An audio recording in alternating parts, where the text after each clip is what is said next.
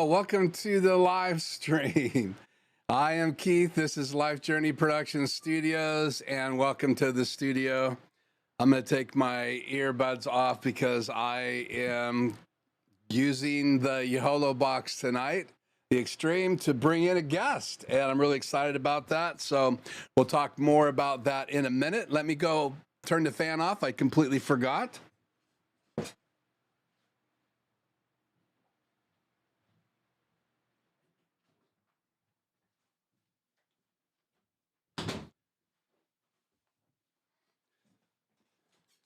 You probably couldn't hear that at all, but I can. So anyway, so welcome to tonight's live stream. We have lots to talk about tonight. We have a guest. I'm excited about that. Tony from QuickTech Solutions is going to be with us tonight. And I can see him right now in the YoloBox. And so he's getting a chance to be in the live stream in the chat tonight, and he will be live with us in a little bit. We have a couple other things that we're going to do as well. I'm going to give you an update on my sign. It's a 3D printed sign. I did not print it, but we are going to be talking about what kind of 3D printer I'm going to be getting in the studio, which is going to be our big conversation tonight. We're also going to unbox a couple things tonight. I have the Mic Pro receiver. If you remember, I bought the transmitter thinking that I could probably use it with my phone. Let me get this right here. So there it is, but I couldn't use it with my phone. So, I mean, it will attach to the phone, but the apps that I was going to use won't work with that. So I did get the receiver, and we're going to unbox that tonight. I also got the lightning adapter because I'm one of those guys that has an older phone, iPhone 13 Pro, and I need the lightning adapter. It does not come with this inside the box. It has the USB-C adapter inside the box, but we'll open those tonight.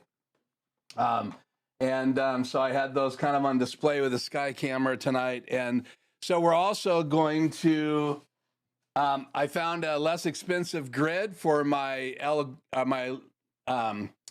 what is it? Key light, Elgato key light. I have two of them, so I'm going to test this tonight. I haven't unboxed it. I thought there might be a box in the box, so I did break the seal, but as soon as I looked inside the edges, I saw there is no box inside, so we'll unbox this tonight. I have not opened it. All of that stuff arrived while I was gone on a little vacation, and so I was not here last week, so thank you guys for joining me again tonight, and we should be having a lot of fun tonight. It should be a blast. I know I'm looking forward to it. So that's kind of the agenda. The first thing we're going to do is say hi to everybody in the chat. And then I'm going to give you a short little look. Let's see. We'll plug this in and give you a short little look of a video I put together of the Oregon coast. It's really just a few minutes. I don't even know if it's a minute long. But the view was so incredible at Beverly Beach on the Oregon coast. And so it's Beverly Beach State Park. You can look it up. I've been going there for years. It's one of my all-time favorite campgrounds. We took our trailer, had good friends come with us, and we got a chance to be there in that beautiful campground. And you can walk right to the beach from the campground underneath Highway 101, which goes all the way down the coast. So I've done that drive before. It's an amazing drive all the way down to California. We actually came from California back because we went down the main drives and then came back along the coast years and years ago when my kids were little. And so I love going to the Oregon coast. So we went there and had a great time. And we've been back since Thursday and getting ready for tonight's stream, unpacking the trailer and getting back into the normal routine. But let's say hi, and then I'll show you that clip. And then we will bring Tony on the air tonight and start our conversation about what 3D printer should I get. Now, I've kind of narrowed it down. We'll talk about that, but I'm really excited to have this live dialogue with Tony. And I'm pretty confident that I'll be getting the printer tonight that Tony recommends, though I do not know which one he's recommending. So this will be a live conversation. He is going to ask me some questions. I'm going to answer them. And so it should be a lot of fun having Tony from QuickTech Solutions, who's always in the chat most of the time. And so it's good to have him be available to come on tonight. So Okay, so let's get into the chat and just say hi to everyone. And I'm hoping this will work. I did have some technical difficulty tonight. So let's go up here, and that worked. Cool. And let's turn chat on the air. So it is, let me change glasses so I can actually read that. Feel like Mr. Rogers, I need to change my shirt and put on a sweater, change my shoes. No, I'm just changing my glasses because these help me see the chat better. So that's already off the air because I have the timer on. Let's do that again. So DJ Ware, the Cyber Gizmo, says, hi, Keith. Looking forward to tonight's conversation. It's good to have you, DJ Ware. Grish, as always, from Spokane. It's good to have you. Hank is here, and he says, welcome back. Everybody kind of knew I was on vacation, and if you follow Tony on his channel, he knew I was on vacation, but I got to give Tony a shout out before he's on with me in a little bit to just say thanks for not outing where I went, because Tony actually knew where Shannon and I were going, and he was so kind to mention that he was going to be on the live stream, and said that I was gone on vacation, but he did not tell everybody where I am. And he is in the chat tonight, and it is going to be fun, I'm sure. So that's all the chats. Let me see if anything else. Okay, well, let's see if this will populate here, because I see a couple more chats that haven't come in. And again, there's been an issue with this chat plugin, so let's just wait and see if it pops in here. Oh, there it is. So let's see. Build Capture, it's good to have you. Send the diffuser grid back and 3D print them for all your Elgato lights. You will not be disappointed and save the dollars. Yeah, well, if I had a 3D printer, I would be printing those, because I know there's files out there, and the one I bought on Amazon, they're going to unbox it. I probably was printed by someone, and they're selling them on Amazon, but we'll see. But it's I only have one. I wanted to test it to see if I'm even going to like a grid, because my Elgato key lights actually help light my desk, and so that's one of the challenges with that. Also, Doug's in here tonight. It's good to have you, Doug. As always, make sure you check out everybody's channels that have channels and subscribe to those. Especially go over and subscribe to Tony's channel tonight. The link is in the description.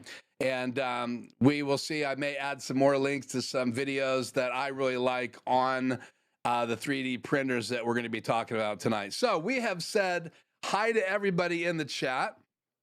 So let me take chat off the air and let me roll this video. So enjoy this little quick video of me on the Oregon coast. It starts with me, and there's actually kind of a cool photo with Shannon and I at the very end. And let me do this real quick though here. Chat on the air. And there's Jeremy's text. Hi to Jeremy as well. And congratulations on your subscribers. I know it's growing like crazy. And hello to TVJ as well. So saying hi, thank you for joining me. I would not have fun doing this on Tuesday nights if it was just me talking to a camera and no one was live with me.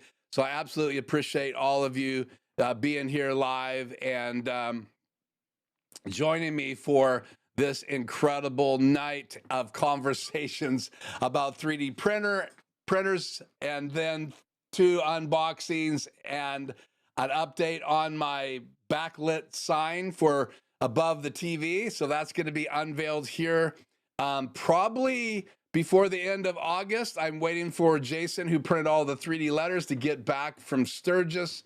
And that'll be a lot of fun having him on live as well. That will be really cool. So, okay. So let me turn chat off the air. And let's roll this short little video. See, how do I want to do this? hopefully this will work. Let's roll it. You can't say that the Oregon coast isn't amazingly beautiful. Take a look at this, and that sun's going to come right down through that gap. So, I love the Oregon coast, and this is exactly why.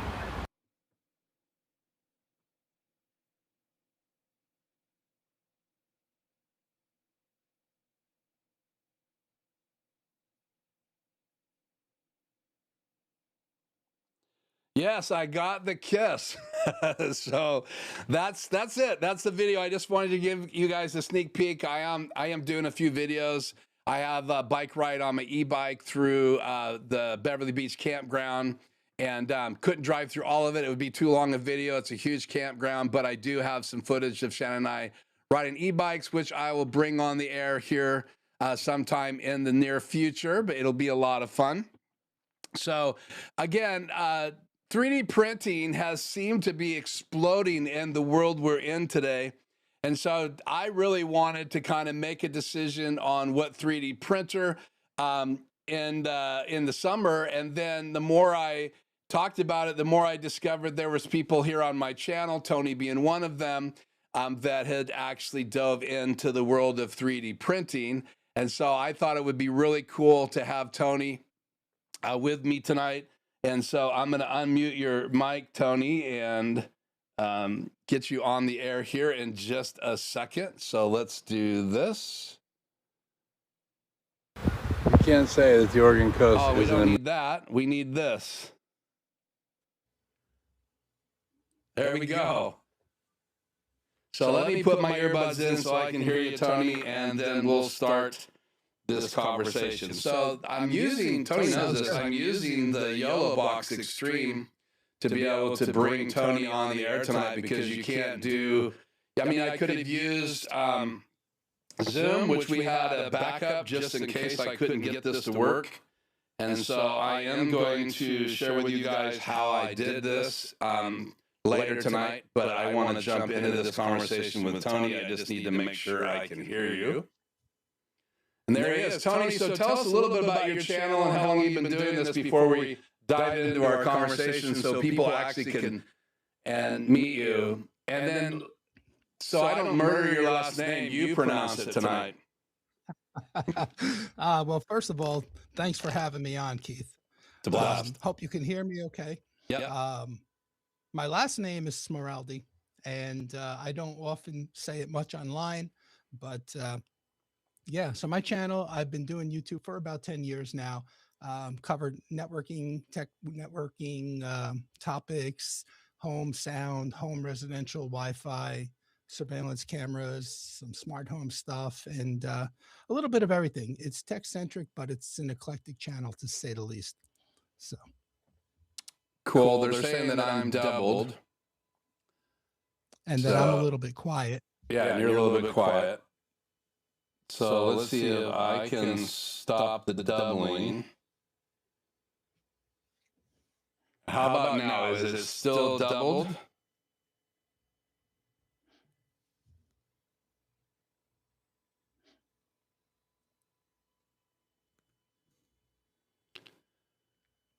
I'm just waiting for something to pop up in the chat.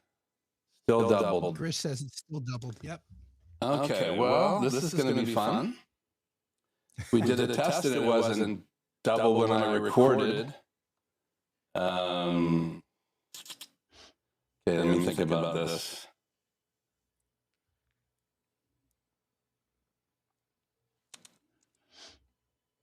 That picture of the state park was absolutely stunning. Yeah, I loved it. That was beautiful. Okay, I'm just looking in my roadcaster here. Check. That's working fine. Then I'm sending you audio to the YoloBox Extreme. And maybe that's why it's doubled. They're getting me through my channel and through your channel. They shouldn't.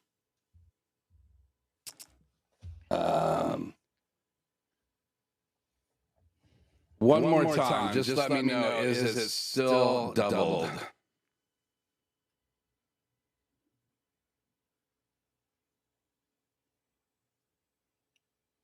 Grish says, is it coming from Tony? But I don't think so.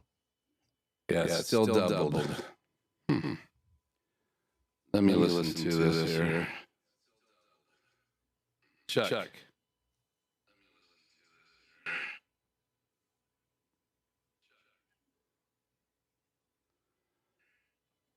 So I need Tony's audio.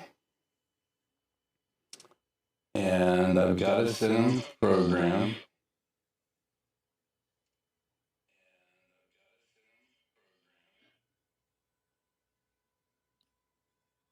Tony, I might go dead for a second. Just, am I dead now from you? Can you still hear me, Tony?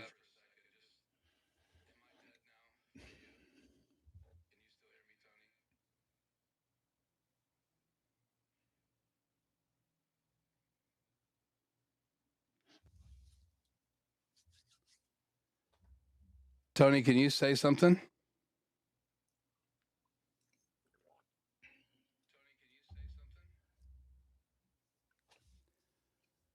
Tony, can you say something? Check 1 2, testing 1 2. Testing.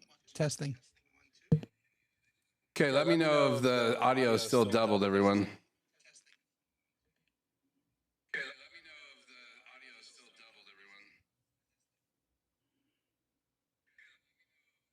Okay.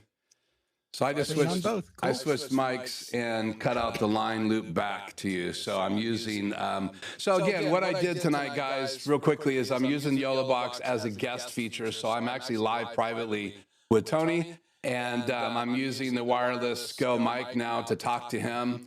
I was feeding the line back from the Rodecaster, and that's why it was doubling. So hopefully, oh, now they're saying I still hear an echo.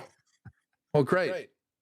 So, how do I fix this, Tony? Maybe I should have done Zoom instead. Well, the only thing I have, the laptop in front of me is muted. Everything else is muted. My phone is muted. Yeah. Just sending you my mic feed. Right. And I'm not familiar with the YoloBox, so I can't be much help. Yeah, you're not going to hear my questions if I mute any more mics. Still sounds like the great, powerful Oz is what they're saying. Let's see. What I guess I could ask you questions through my phone. So how about if I call you and we use the phone and I'll mute the microphone? That should deal with the loop on their end. Or that's going to interfere with that's going to interfere with my handheld camera. Oh, is it? Okay. Yeah. Well, tell you what, go ahead and share. I'm the one that's doubled, I think. So go ahead and share a bit. So my 3D journey started realistically 2 months ago in June. My first go around with it was back in 2020, and I had a bed slinger, an open bed printer, and my experience was nil at the time, and I did not have a lot of luck with it. So I quickly banned that whole idea of 3D printing back then. I had problems leveling the bed. I knew nothing about drying filament. So I just left my filament out in the open for months, and then I had nothing but spaghetti prints thereafter. So I just got rid of that printer. And then I gave it up for like a period of 5-6 years. And then, like Keith said earlier, the buzz has been everybody's getting interested in 3D printing again. So I did as well. I said, oh, maybe I need to rethink this and give it another round. The technology's so much better. The beds are auto leveling. So yeah, I'm going to do it. And like me, with everything I do, when I dive in all the way, and spent about 24 hours researching. I watched probably about about 40 3D printers videos, and decided to just make the plunge at that point. And here I am. And as you guys know, I bought the Bambu Lab X2D, which I'll take you guys over there and show you in a bit. So that's my journey and my beginning of my new journey, which is really now in 2026. Well, so just to let the cat out of the bag, let's see. This is these are the 3D printers that I'm considering. I've been watching lots of videos as well. And so I shared this with Tony. The H series, so the H2C, which is a really cool new 3D printer. It's part of their high-end line. And then they came out with the P2S as well, and then the X2D, which Tony said he has. And so these are kind of the three printers that I'm interested in, and Tony has the one in the middle. And so I thought we would kind of start the conversation right there, Tony, and kind of give me, well, I guess you have some questions for me if we're going to talk about which one of these should I get. So what are your thoughts? Yeah. Well, realistically, everybody's journey is going to be different, right? So what are your needs? What are your wants? What is your price point? So those are three things you got to take into consideration. Looking at the three printers that you put on the screen, you got the P2S, which right now is on sale for $749 for the combo. Back when I made my decision to buy the X2D, the P2S was selling for $799, which was only $100 less than what the X2D combo was selling for.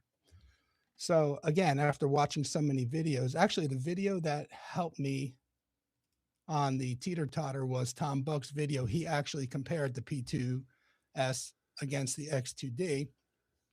And that's what made me really pull the trigger on the X2D over the P2S. If you're going to do single printing, like single nozzle printing, one color printing, it's a great printer and it's a great price for that printer. Now, the fact that it's even $50 cheaper, so the differentiation between the two is $150 basically.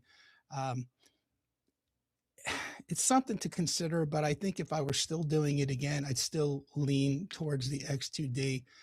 There's another hobby that I partake in, and they always say for the difference, in my case, for the difference at the time of $100, I felt it was better to have and not need it rather than to need it and then not have it. So in all reality, Tom's video helped me make the decision on the X2D. But looking at feature-wise between the two, they're basically format-wise the same printer. The X2D has a slightly bigger bed. It's a 256 by 256 by 260, whereas the P2 at one, the P2S is 256 across the board. But the X2D has the heated chamber. The P2S does not. It's got the second nozzle, which a lot of folks are criticizing the second nozzle because of the extruder, but it allows me to do multicolor prints, especially with the AMS, where I could put the 4 rolls up on top loaded at all times.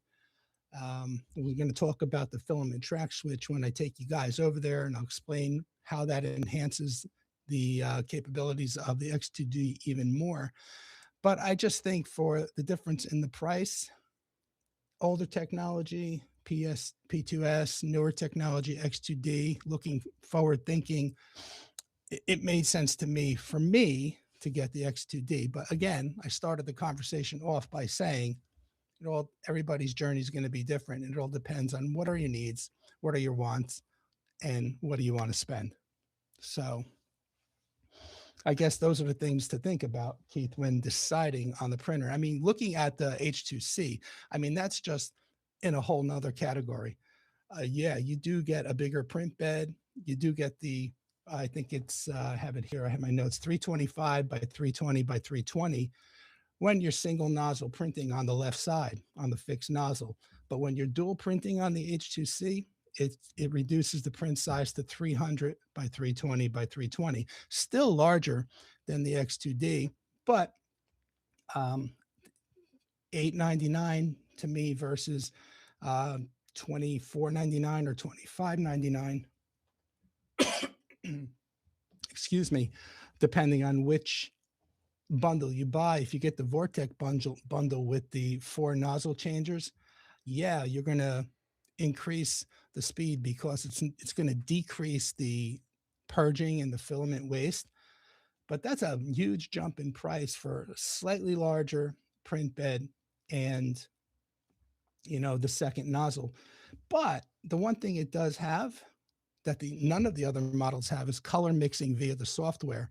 So if you wanted to create, let's say, purple from, you have a red filament loaded in your AMS and you have a blue filament loaded in your AMS, and you don't have a purple roll of filament, the H2C allows you to color mix right within the Bambu Studio, and you can make your purple color and be on your way. So that's a really neat feature. But again, I didn't even know it could do that. You know, $1,800 more in price. So I know for me personally, I didn't need all that. So the X2D was the perfect sweet spot for me. And I'm also thinking about a second printer. And I think I'm going to, if I pull the trigger on a second printer, it's going to be another X2D, to tell you the truth, to be honest with you. But so anyway, what are your thoughts on what I said, Keith? Can you hear me now? Can you hear me? Are you there? Can you hear me now? I can. Okay, hopefully it's not doubled. Well, I watched Tom's video too, and he did a great comparison between the P2S and the X2D. And he seemed to think the X2D was really, had some really cool features, but he absolutely loves his P2S. And so I guess one of the things that I'm wondering is how beneficial it is to print with a different filament when you're doing supports, so that you can just take it apart. Because I know you've done some supports on some of your prints, right? 100%, yes. And that's the beauty of having that second nozzle. If you do nothing else with that second nozzle except put a support filament on the external roll. So you get with the combo, you get the AMS2 Pro, but then you also have a spindle on the side for an external roll. And that external roll feeds that external extruder on the back of the X2D. And you could do one of two things. It depends what you're printing with. You can combine, if you're printing in PLA, you can use PETG for your support interface. So because the two don't bond very well together, so it makes it the perfect combination for a support layer. So this way, if you're printing your model in PLA and you have the PETG on the external spindle roll, then it'll create that interface layer that's like just a very thin layer in between the actual support structure and the actual model itself, so that when the model's done, you just break it away and it kind of leaves the model finish virtually untouched. Whereas if you did, let's say, PLA and PLA for both the model and the supports, then when you go to break away the actual support structure from the model, sometimes it does leave like a blemish on the model. So, and then Bambu does have what they make. They have a roll of support filament made specially for use as a support interface. And I just keep that in, I have a second AMS and I just keep 7 colors loaded at all times. And then in the 8th spot, I just keep a roll of the support filament.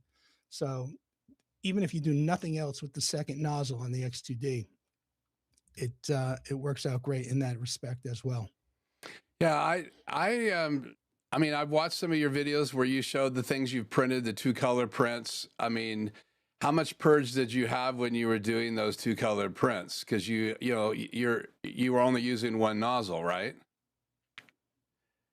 Sorry, I can't. When you were doing your color prints, did you have did you just use 1 nozzle? Like your 2-color prints?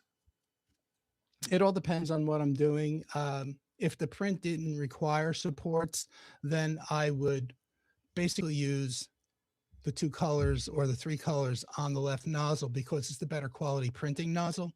But you'll be surprised, even if you do put the color over on the secondary nozzle, the quality is still good. It's not going to be like, you're not going to look at the model and say, oh crap, that printed like, that didn't come out well. To the human eye, it looks very good, but the left nozzle is the better nozzle. So Bambu Studio will group, when you slice the model, it will group for the best grouping for the minimal amount of filament used and the minimum amount of waste and filament changes. So you get to decide before you hit print whether or not you want to go with the studio recommended slicing or if you want to regroup. That's where, for me, the filament track switch comes into play, because I really have a lot of flexibility with what I could do with which color and which filament roll I want to put on which nozzle. So, and I could show you that like in a bit when we go over there. But typically, if it's just two colors, I just leave it on the left side. But you also have to take into consideration what kind of filament you're using. You got to be careful on the second nozzle on the X2D. I mean, prints PLA, no issue. It can handle PETG, but when you start getting into the other types of filament like TPU and ABS, no, you're not gonna want to do that. It doesn't support it.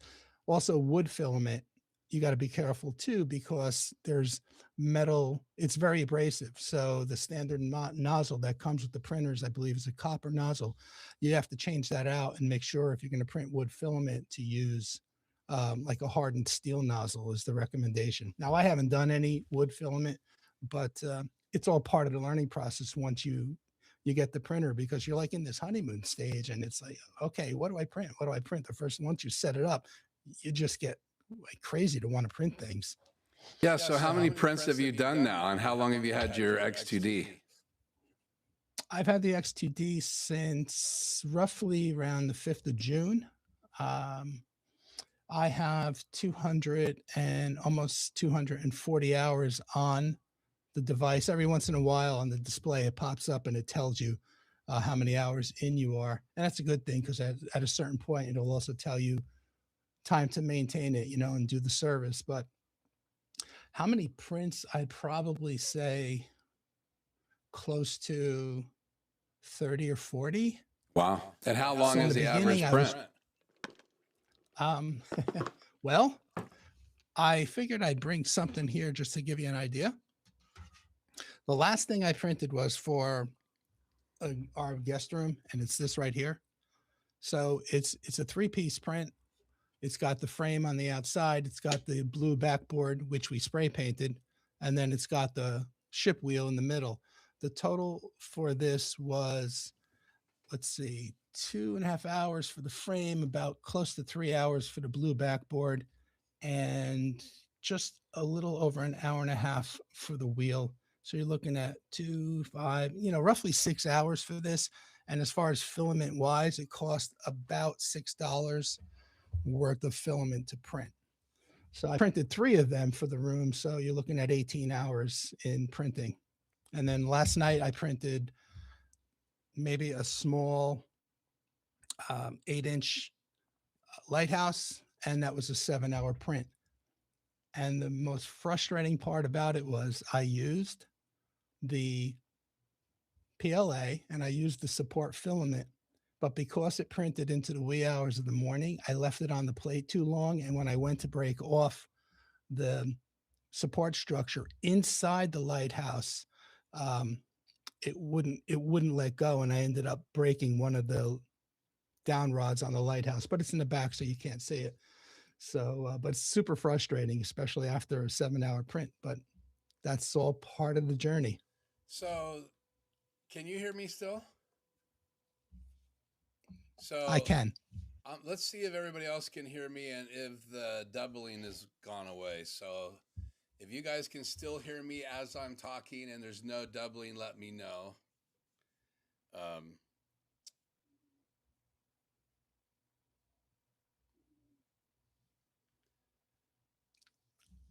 Low, but reverb is gone. Okay, so what I've done is I've muted my mic, and I'm now using the mic that Tony hears, and you guys are hearing that come through.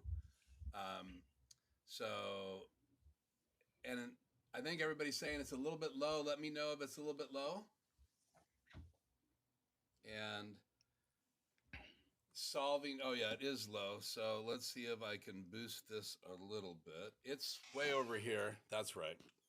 So it's this mic on this mic. So I'll keep it closer to me. Okay, Tony, I think I solved the audio problem. I'm so sorry, everyone. But I'm learning how to do these tricks using the YoloBox because it'll let me have a bunch of guests and then bringing it into my live stream as an input. And I finally realized that it's looping because my mic to Tony is also coming into the live stream and my main mic was coming into the live stream. So hopefully that's loud enough, but I will talk even louder. So the other thing I wanted to ask you is, you know about the H2C. Have you seen any reasons why that would be a better choice for you? I mean, if there wasn't a money difference, would you have bought the H2C because of the nozzle changing and having more traditional, not a Boeing's extruder? You could actually use an AMS and do regular AMS type work plus having dry filament. Would you, if it was the same price, would you have pulled the trigger on the H2C? Well, I don't really think that's, well, it would never be the same price. Let's put it that way, because when you look at what the H2C has to offer, it's got the laser bundle where you could do laser cutting. Um, it's got the full Vortex bundle with the 4 nozzle changers for that second nozzle. So um, I never considered it. I never considered it. I didn't want to be, remember what I said, it's your want, your needs, your wants, and your price point. And I never wanted to be in that price point. So right off the bat, the H series was not even an option for me. So I was comfortable in that $800 to $1,000 range. So, but you can get the H2C without the cutter. Can you even do the H2C with the cutter, or do you have to do the other H models? I can't remember if you can do the cutting model with the H2C. It's the Vortex head, changer, and only the second nozzle changes heads. So it's kind of a Yeah. different, different time. It's not like separate heads for every nozzle. It's actually a nozzle changer. So, and again, the H models really do look like they're maybe for higher end people that are doing big prints, cosplay, and I don't know that I'll be doing any of that. So I'm kind of leaning lately to the smaller, P printers. The X2D is kind of a replacement, right, for the carbon models, I think. Yeah. Yeah. 100%. Yep. And the laser module that's an option for all 3. You don't have to buy the printers on the H series with that, but even like looking at the H2S, that's $11.99, down from $12.49. I'm looking at Bambu's website now. That's even higher than where I wanted to be for a single nozzle printer. See, that was the thing too. I goes, okay, like $11.99, it's a stretch, but it's doable. But damn, I'm not getting that second nozzle. And I really wanted the dual nozzle printer. I don't know why, but it was a requirement for me. So for me, then to go up to the next one that had a dual nozzle was $15.49, and at that time $17.49 for the H2D. So for what I wanted, for what I thought I would do with it, the dual nozzle at that sweet point of between $8,000 and $1,000 was what made me lean towards the X2D. So Well, to be honest with you, Tony, I think if you come at it with a budget, right? So I guess all those years I sold RVs, I learned the hard way through my customers that a lot of times they would buy something based on their payment or their budget, and they would get into it and then come back and say, Keith, we hate it. But so, when I first started my career, I would just simply say, do you have a budget? And they would say, you have a budget. Is it a payment? Are you writing a check? And they would say, well, we're going to make payments. And so if you go out and show them an RV with their payment and it meets most of their qualifications, and then all of a sudden they go ahead and buy it, then they come back 6 months later. With RVs, the depreciation, probably with Bambu printers as well, it's not going to be something you're going to be able to probably sell for what you bought. So now the budget to change printers is even increased even more. So my brain, I just throw away the money side of it and I look for what is the printer that I want to get, and I'll just save longer. But I Okay. also I'm fine with starting at a place. I've never had a 3D printer, so a lot of the feedback I've had is that you got to get something just to start. And one of our listeners tonight, Jack in the shop, says, I have an X1C with 2 AMS units. Don't even use it anymore now that I got the UI. So, I mean, he also says he's getting rid of getting rid of a Bambu. So, I mean, everybody has kind of their own experience, and that's really because I'm on a live stream and people do have access to me and they can give me their input. I really wanted to get as much as I can, and that's why we're having this conversation live. Because, again, I love to get other people's input before I make big purchases, especially if they've had trouble with it. So, have you had any big issues with the X2D? Up till now, I have not. I had one failed print, and that was because I was printing something with PETG and I didn't dry it properly ahead of time. So it spaghettied on me a little bit, but I caught it early thanks to the built-in camera, because I monitor it from either my phone or my laptop when I'm not up here in the studio. And I just want to mention, I don't want to come across as a Bambu fanboy, because I'm not,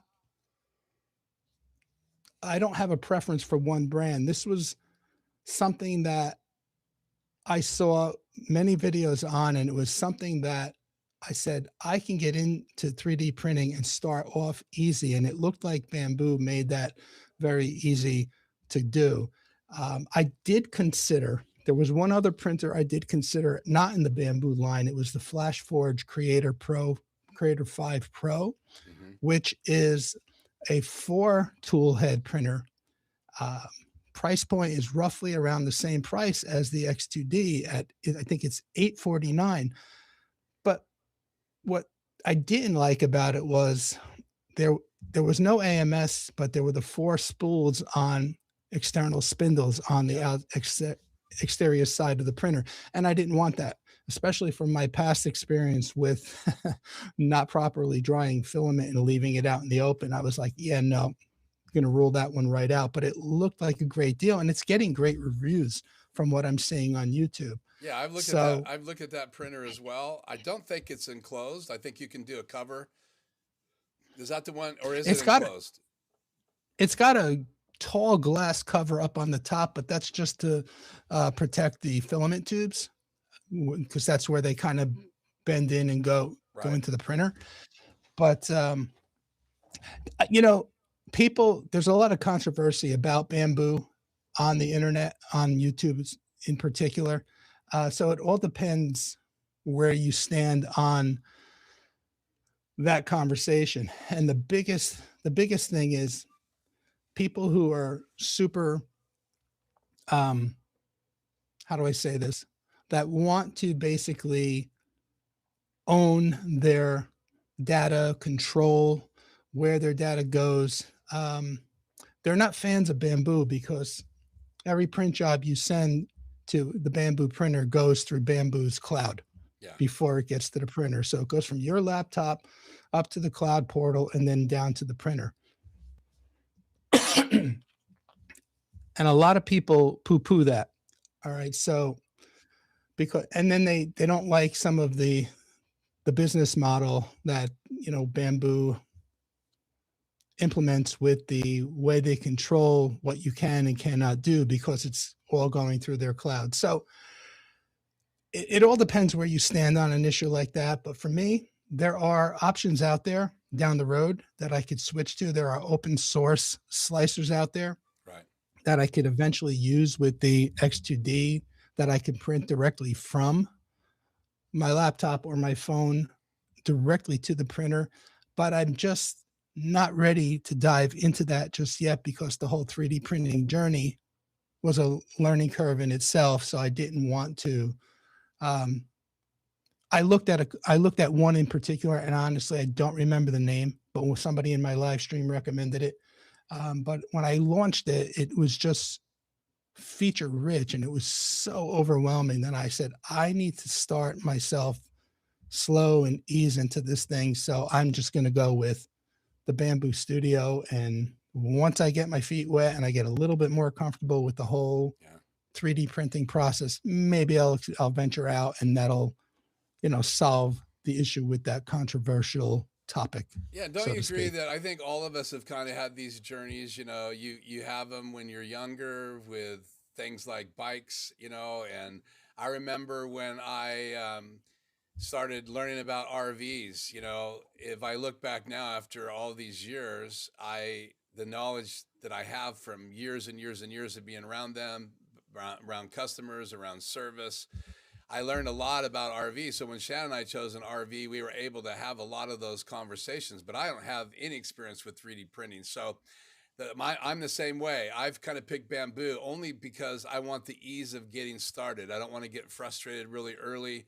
But that doesn't mean that I wouldn't be up to the challenge on some of the other printers. But I've heard the same stories. The reason I've stayed away from 3D printing is that I've watched videos of people being frustrated about leveling the bed and why they're having spaghetti and all that stuff. And then I never wanted to fly a drone until I started watching videos from DJI and realized that, wow, you could get up and flying a drone pretty easy, but I didn't really want to do anything until there was object avoidance and all that stuff, because I figured I would hit an object if I didn't have it. And so what Bambu has kind of attracted me, as I've watched every type of printer you can imagine, actually, mainly the ones that have been released in the last 9 to 15 months, because I'm looking for the newest technology and the updates, and everybody seems to be making great, strides in 3D printing right now. And the fact that, people are talking about drying filament and the difference that makes, and having the AMS Pros now that do the drying, and, it really is attractive to me because I don't want any of those issues. So a P2S with a AMS Pro, I really would know that filament would be ready to go. It would be dry, and I wouldn't have a lot of issues. It's one head printer, and the X2D just adds a little bit more options for me. That's the only reason I'm considering that. Now the H2C would be all about diving into technology. Like instead of having an ATEM Mini Pro in my studio, I have an ATEM Extreme Iso. So, it's just one of those things. I can ISO record, and I'm ISO recording tonight. So that's, a really cool option for me. So Tony, what about your printer? Can we take a look at your printer? Sure. Before I do that though, Keith, I just want to say this. I guess with the H2C, you got to ask yourself, do you need the bigger print bed, or do you want the bigger print bed? Do you need the laser cutting and plotter capabilities, or do you want it? Do you need the 4 nozzle changer for the second nozzle, or is that just a nice feature to have? And do those options, and also including, you can print mostly all filaments with it, right? You don't have to worry about the TPU or the ABS. So I guess when you look at all that, plus the color mixing via the software, I mean, if that's stuff that you absolutely have to have as your first printer, well, then, again, only you can answer those questions. I can't tell you what the right printer is for you. We could only discuss the different, the different options, so you think know what I'm going to suggest. And well, to answer that, Tony, let's cover that real quick. I don't know I need the bigger print bed. I don't know if I need a bigger print bed. I don't know that I would be doing a lot of the filaments that the H2C can do. I'm really attracted to the dual head only because of not having to do any finishing of the things I print that need supports. So that's what kind of makes me lean towards the X2D. With the AMS Pros and the ability to do more in one of those to add more colors.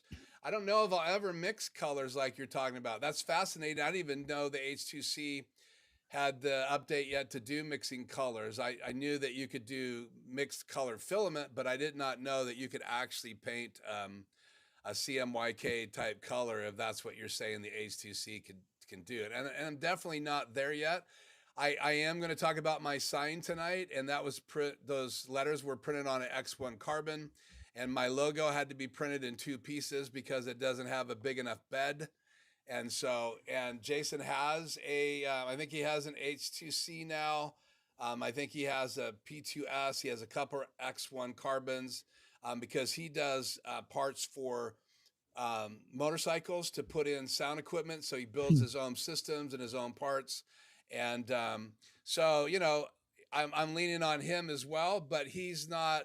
He is live streaming. He's making videos, but you know more about what I do here in the studio and kind of what my interests are. And that's why we're having this conversation tonight. And when I have Jason on, I may ask him, you know, which printer he thinks I should get as well after this project. So I'm already building things out of 3D printed letters, but I couldn't print them here myself. I had to have them printed. So that's kind of the answer to those 3 questions. That kind of takes the H2C off the board, but I'm not going to do any laser printing. I don't think. I mean, that's fascinating to me, but I don't want to exhaust it. I don't want to add extra carbon filters and try to figure out how I'm going to get that out of my studio, because that printer is probably going to end up either in here, or if Shannon does eventually move to another office, then we'll move the printer upstairs and she'll have a sewing room and I'll have a 3D printing station up there, and she'll be using the 3D printer as well. And I don't think she would have,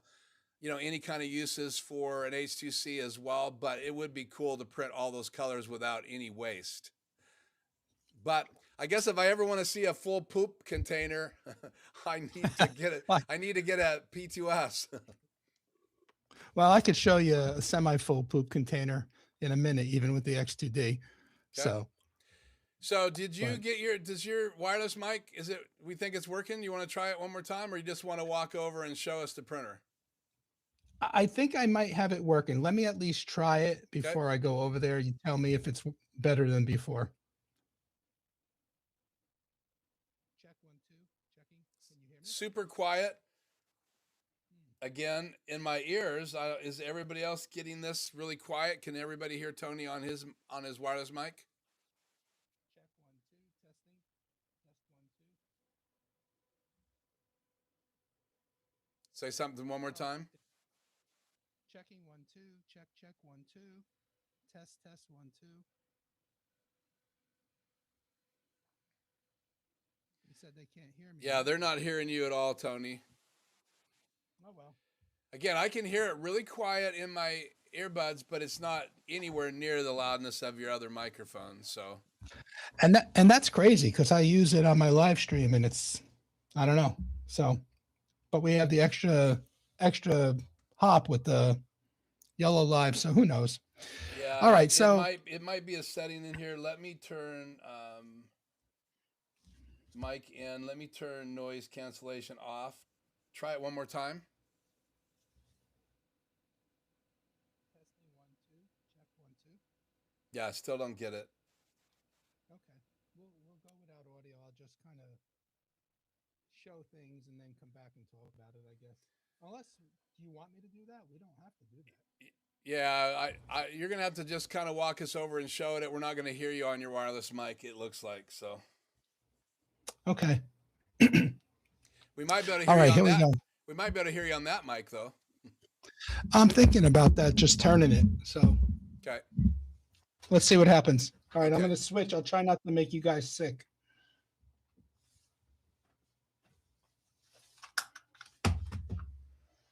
Okay, so I need to get a light on first, folks, so bear with me.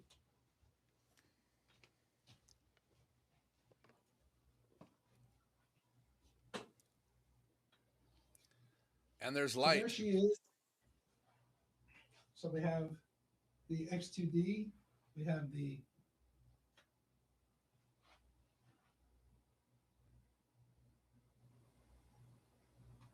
%, on the left AMS and 23% on the right AMS. I have the AMS on top. I have the second AMS there. That's cool. I have the filament track switch here. I'll explain that when I get back to the desk. And then there's the poop. Well, that's not much.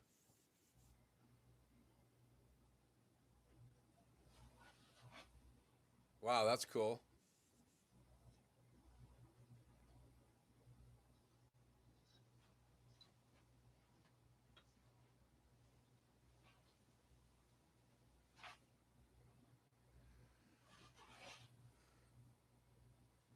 Wow, we're inside the printer.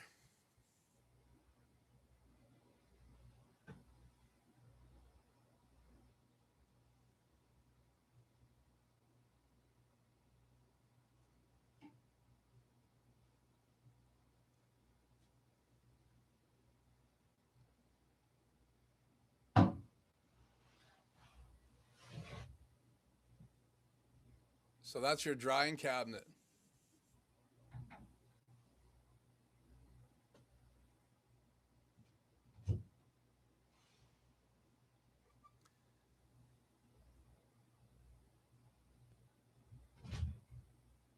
That's cool. Everything is kept moisture low.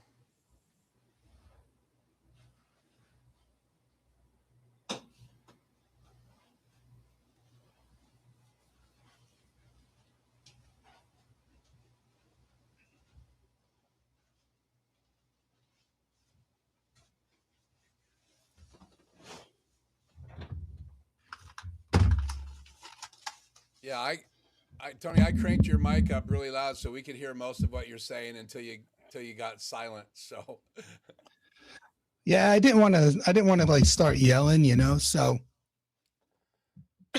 turning your mic back down. So yeah, so you showed us a bunch of things that you printed, including a riser for the glass or for the AMS. Yeah, unit. and that's important because of all the things, like everybody gets in the honeymoon phase and can't wait to start printing once they set it up, right? So you start looking, what can I do? How can I dress up the printer?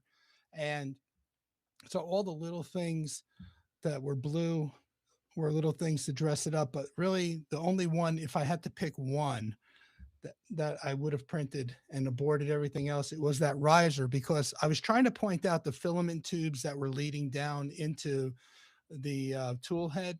Right. Without that riser, the glass sits right on the top of the printer, and those tubes rub up against the glass as the print head is moving. Yeah, Tom said that was his one critique, is that the glass rubbed on the extruding tubes, and probably eventually is going to wear through them if it's moving. It's moving all the time. So it is. So I mean, it didn't affect the first couple of prints, but I just decided, you know, I'm going to print it. It was a long print. It was, I think, 9 or 10 hours to print that riser.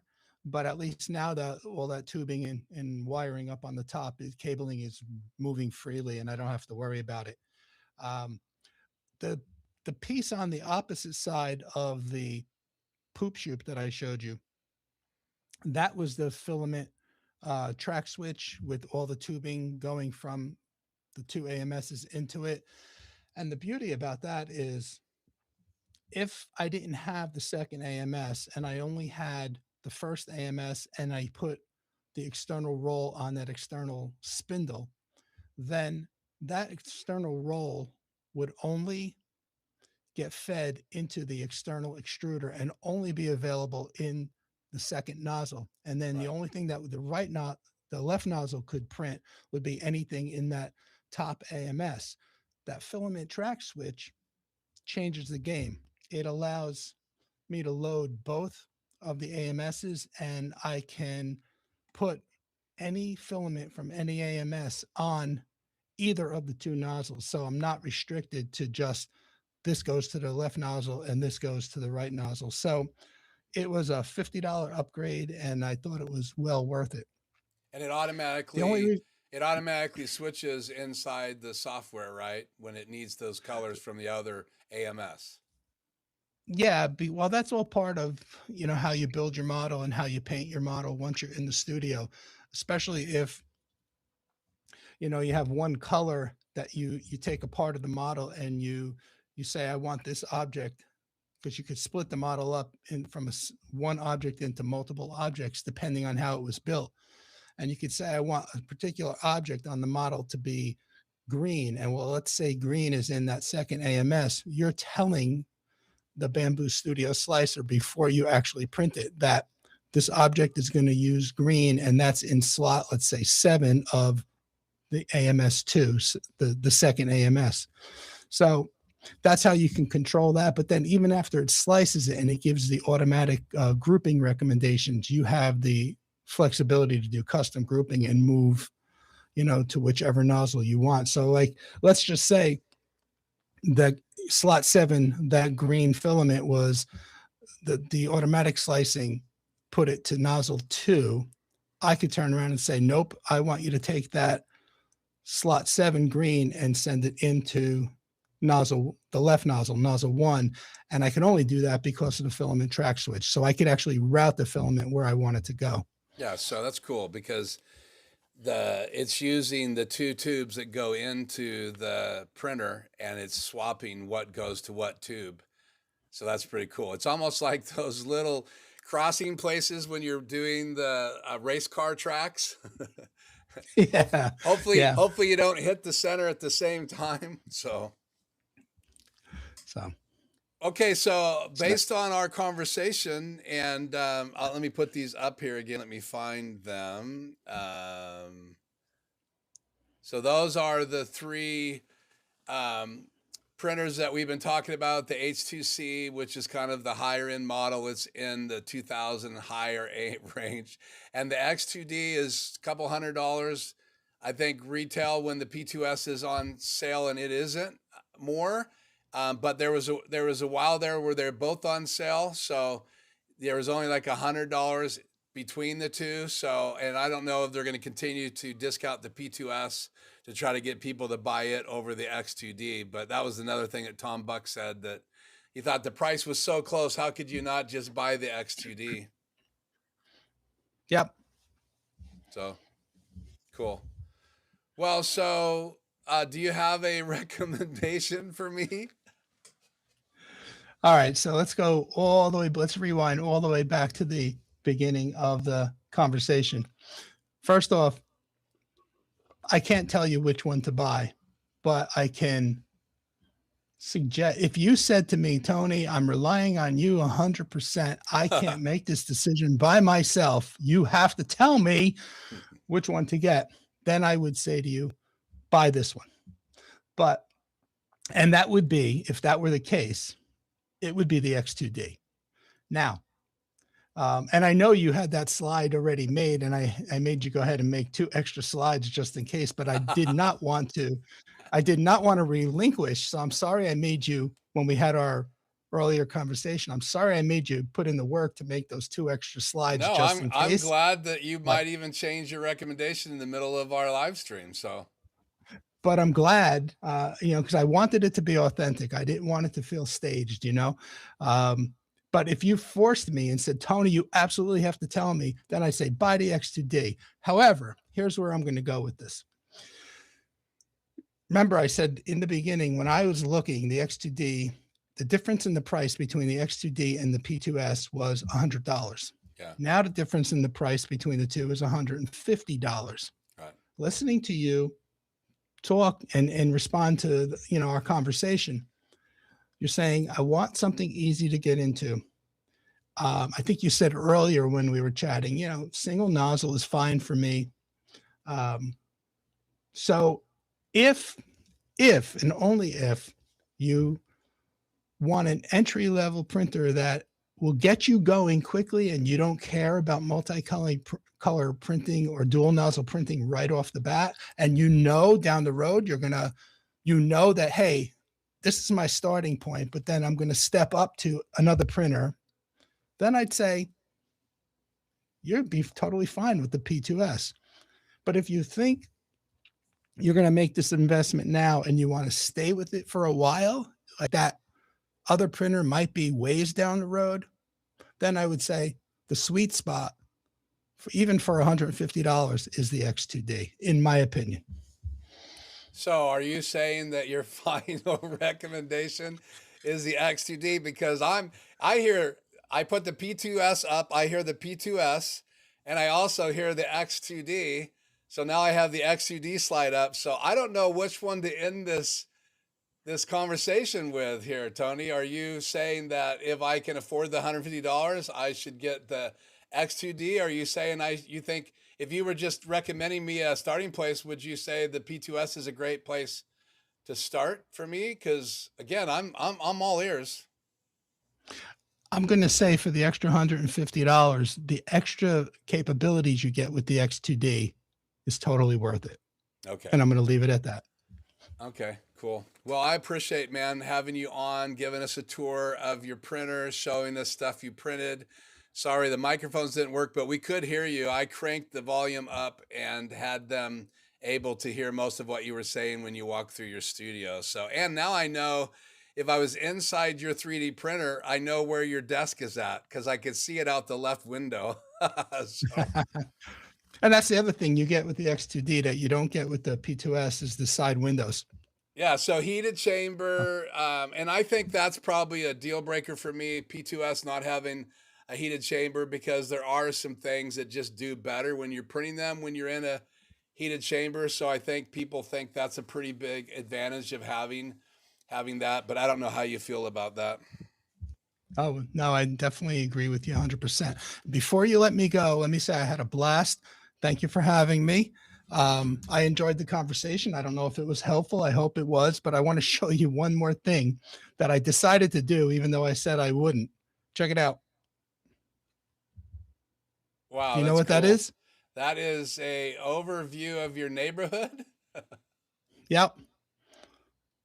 That's so cool. That's that website, that YouTube video that you sent me yesterday. And I said, yeah, I saw it, but I didn't bother watching it because I probably wouldn't do it. Well, then you had me intrigued. So, yeah, I thought that would be really cool to give your best friend in case you can't find me and your GPS breaks. here's a map. So that would be funny. But yeah, the other thing I wanted to just say before we forget is that your stand, Tony, actually is a pretty cool.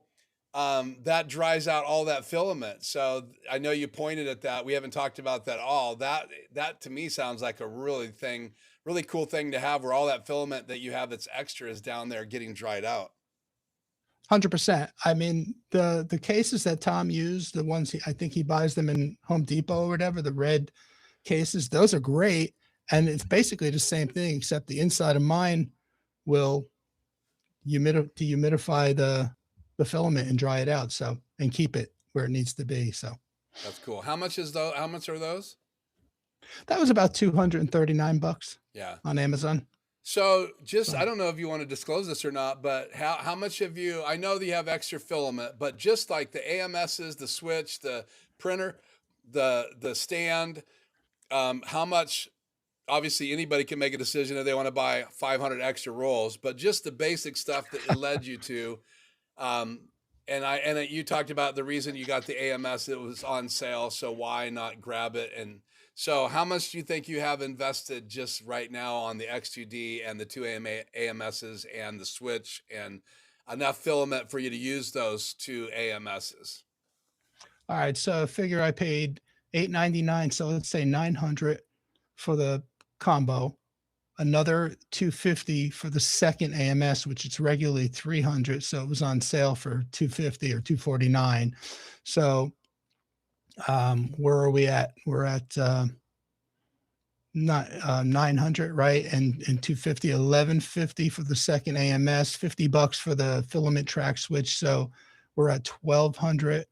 And then let's for argument's sake, let's make it $250 for the stand. So let's say we're at $1,450, and then I have about 30 plus rolls of filament that I bought in bulk, so that the more you buy from Bambu's website, they keep lowering the price of it, especially if you buy 10 or more. So I probably have about close to $400, $500 in filament. So let's say, and then tools. Then I bought the digital caliber. I bought the 300 millimeter metal ruler. I bought a a deburring tool to clean models when there are some pieces left from support material. I bought a box of microfiber cloths to wipe the bed down in between prints. So I printed a couple of extra spools. So I would probably say all in all, maybe about $2,200 initial investment. So you're right. You're right. Where an H2C would have cost without all of that stuff. 100%. Yeah. Yep. That's crazy. So. And that's kind of like figured. So I'm probably going to go with your recommendation, but I told you I might wait until the Black Friday sales or if they have another fall sale. Because it'd be nice to buy the case and stuff like that if I don't just put it in here on my portable shelf. So we'll just have to see what direction I end up actually going in the end. But I sure appreciate you giving me this input live, and I hope that I was transparent and honest with you with my answers, because we've talked off camera, but I've really tried to not have any major conversations till we could do this live stream. So I appreciate you having this conversation with me live, Tony. I appreciate it very much. So guys, go subscribe to Tony. Any last words?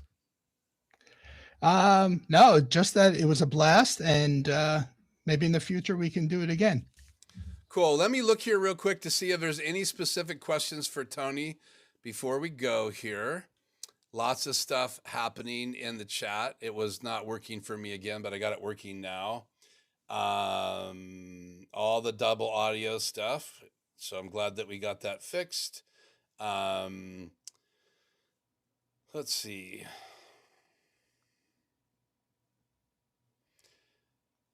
Someone heard me say poop. So poop tray. Yeah, and Jack in the shop. Let me put this up on the air. He says, yeah, you got to figure out what you're going to make. That's for sure. If you're going to print engineering material, yes, you need to heat a chamber. Laser goggles, if you have a laser. Yeah, and I don't think we're going to go towards lasers. And again, it's good to have K9 Striker here. Yeah, ventilation gear. Let's see, anything else in here that's kind of pertinent?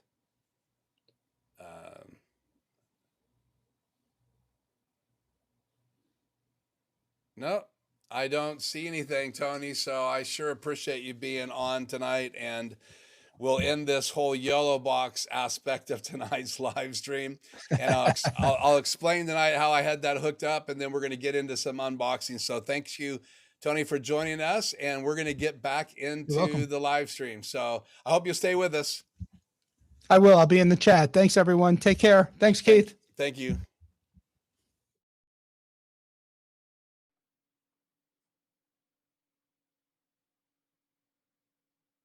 Cool. Well, I am glad you guys were patient. I hope that you enjoyed Tony in the live stream. I know I did. I wanted to have this 3D live conversation with Tony, and we've gotten a chance to get acquainted over a period of time, and I really appreciate his feedback, and even printed something I sent him a video to yesterday, so that's pretty cool. So I see the chat here. A lot of it's about audio, but I do want to say welcome to Jack in the shop. And I love this comment as Tony was going around his printer and he quit talking. You could actually hear him shutting things. So because I cranked the volume on the YoloBox. So I'm glad you joined us. So cool. Grish is laughing out loud. Let's see here. Anybody else dive in the chat? I don't know why I'm having trouble with this chat every week now. Let me look in on my phone too here.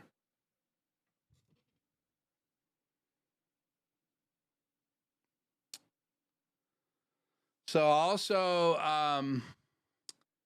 I see Juris Design here. Let's go up here. I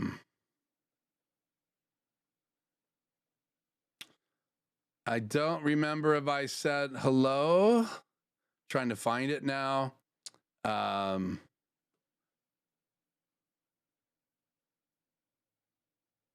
Let's look here. I know I just saw it on my phone. Oh, David's here. Thanks, David. I'm sorry about the audio. I apologize. It's been one of those nights. So there's Juris Design. So good to have you guys in the chat. I think I've hit everybody. So let's talk a little bit about how I had things set up. Let me go to this other view. So I have the YoloBox right here. Let's change microphones. I think my lapel mic is working.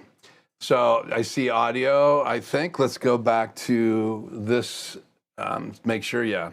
So I had the YoloBox here on my desk, and I made a live stream so that I could use the guest feature. If you don't use YOLO's live site, you don't get the map feature, you don't get the guest feature, and you also do not get one other feature. I'm trying to think what it is. Map. Oh, chat. So you can't use the chat feature, but if you create a YOLO Live event and then connect it, then it goes up on your site. I did a private event and then invited Tony to it. And so because I did a private live stream on my YouTube channel, I was able to use the guest feature. And you can see right here, I had one guest, and if I go over to the guest feature, it was Tony. So he was live in this window. He has since then left. This was the input coming into my ATEM. I was using my HybridDeck. So HybridDecks have an input. So when you're not playing videos from them, if you hit the record button, you can bring an input in. So I just came out of one of the programs out. There's two in the YoloBox Extreme, and enabled the audio, and I went into the back of the HybridDeck. The reason we have looped audio is because when I went live on my channel, this audio was going to the live stream, as well as the microphone that I was using for Tony. And so that's why I loop audio. This is the first time I've ever tried this. So you make mistakes while you're live. Some people love that, and they love seeing me trying to figure things out live, but they don't like doubled audio, so I apologize. It sounds like it was double audio only on me when I'm talking, because again, because Tony wasn't able to use, like Zoom would have the mix minus feature, I was having to have this microphone be the one that would feed him audio, and he would get all my questions. I turned the monitor off in my earphones so I could only hear Tony's channel coming in. And once someone joins the link that I sent Tony, and that link is right here, so it says invite guest, and then this is the barcode. So if you were to scan that barcode right now, you could join tonight's live stream, but I'm going to turn this off here now.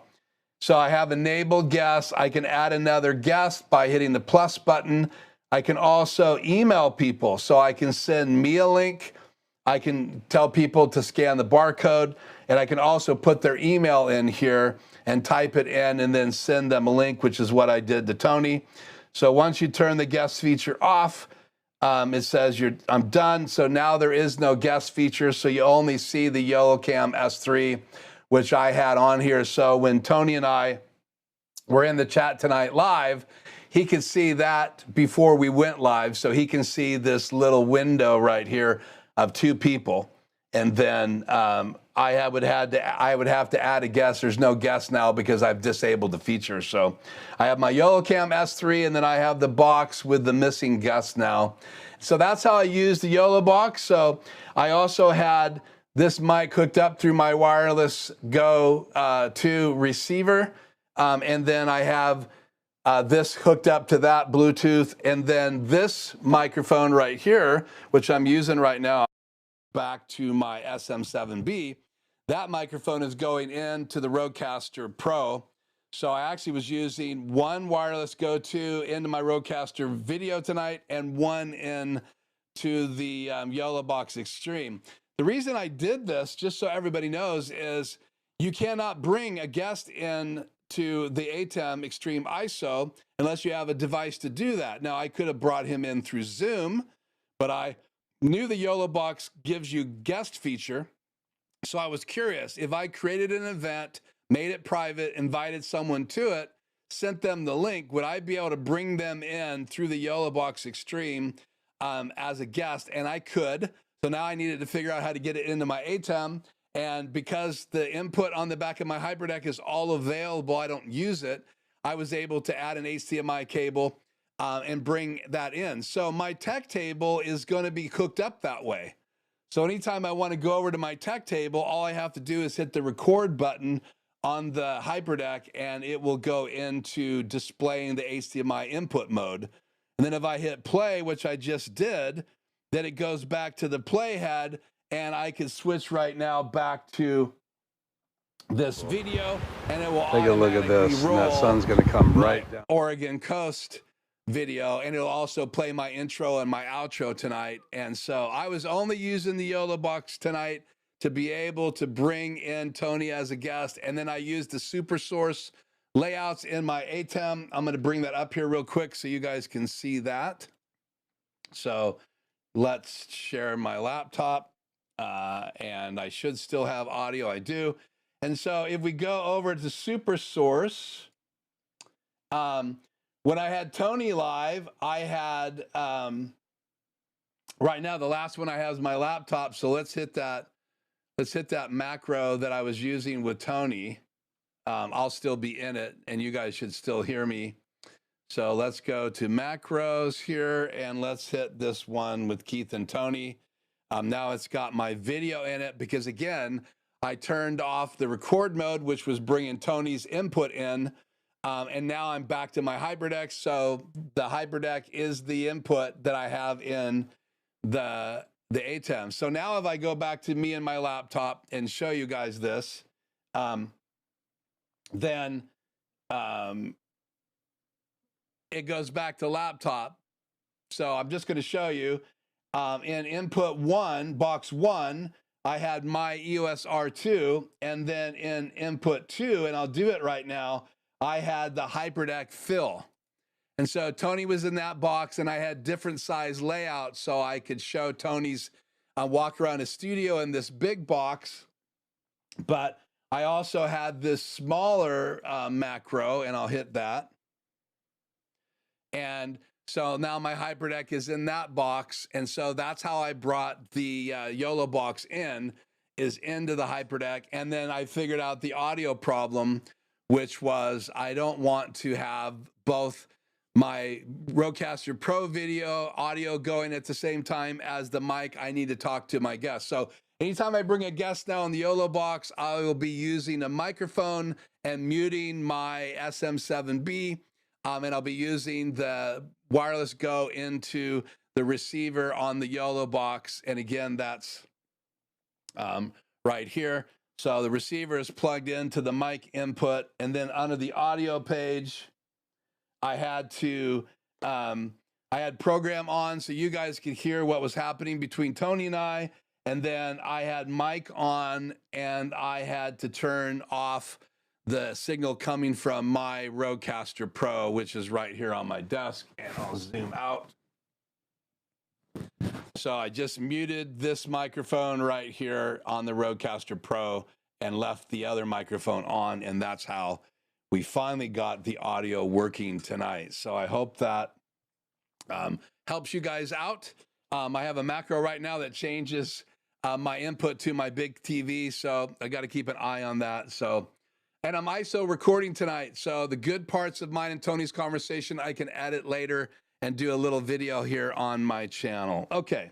So we're going to shut down so I'm going to stop the live here. So let me go up here and turn off the live stream that Tony and I had for the YoloBox Extreme. So let me go to that page and let me go back to this page.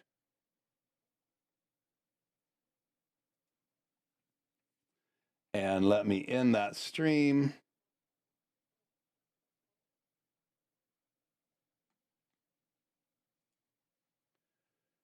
Tony Guest in that stream. Shut down the YoloBox from that recording. And I'm going to clean up my desk because I want to do some unboxing right here. So I'm going to take the YoloBox out of tonight's stream.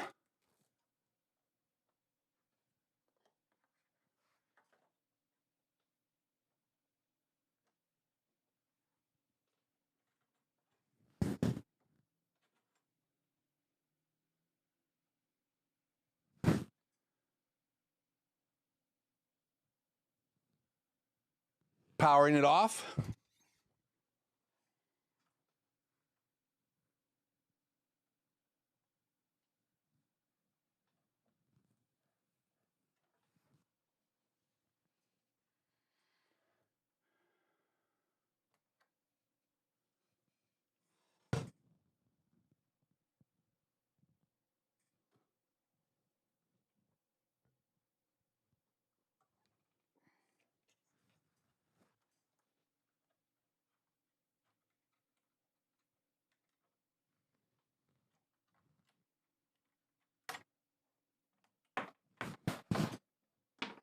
And I'm taking this off my desk so we can do an unboxing using my desk right here.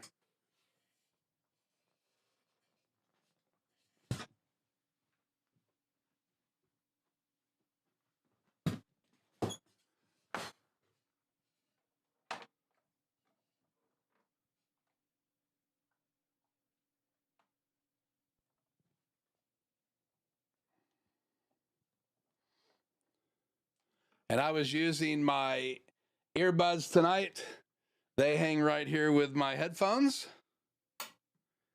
And sorry you guys had to go through cleanup, but I want to use my desk tonight for our unboxing. So, okay. So let's put that away. Let's put this away. My microphone.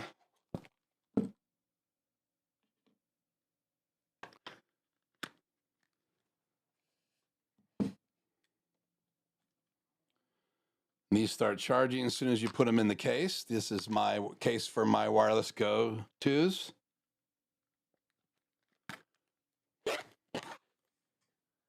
Okay.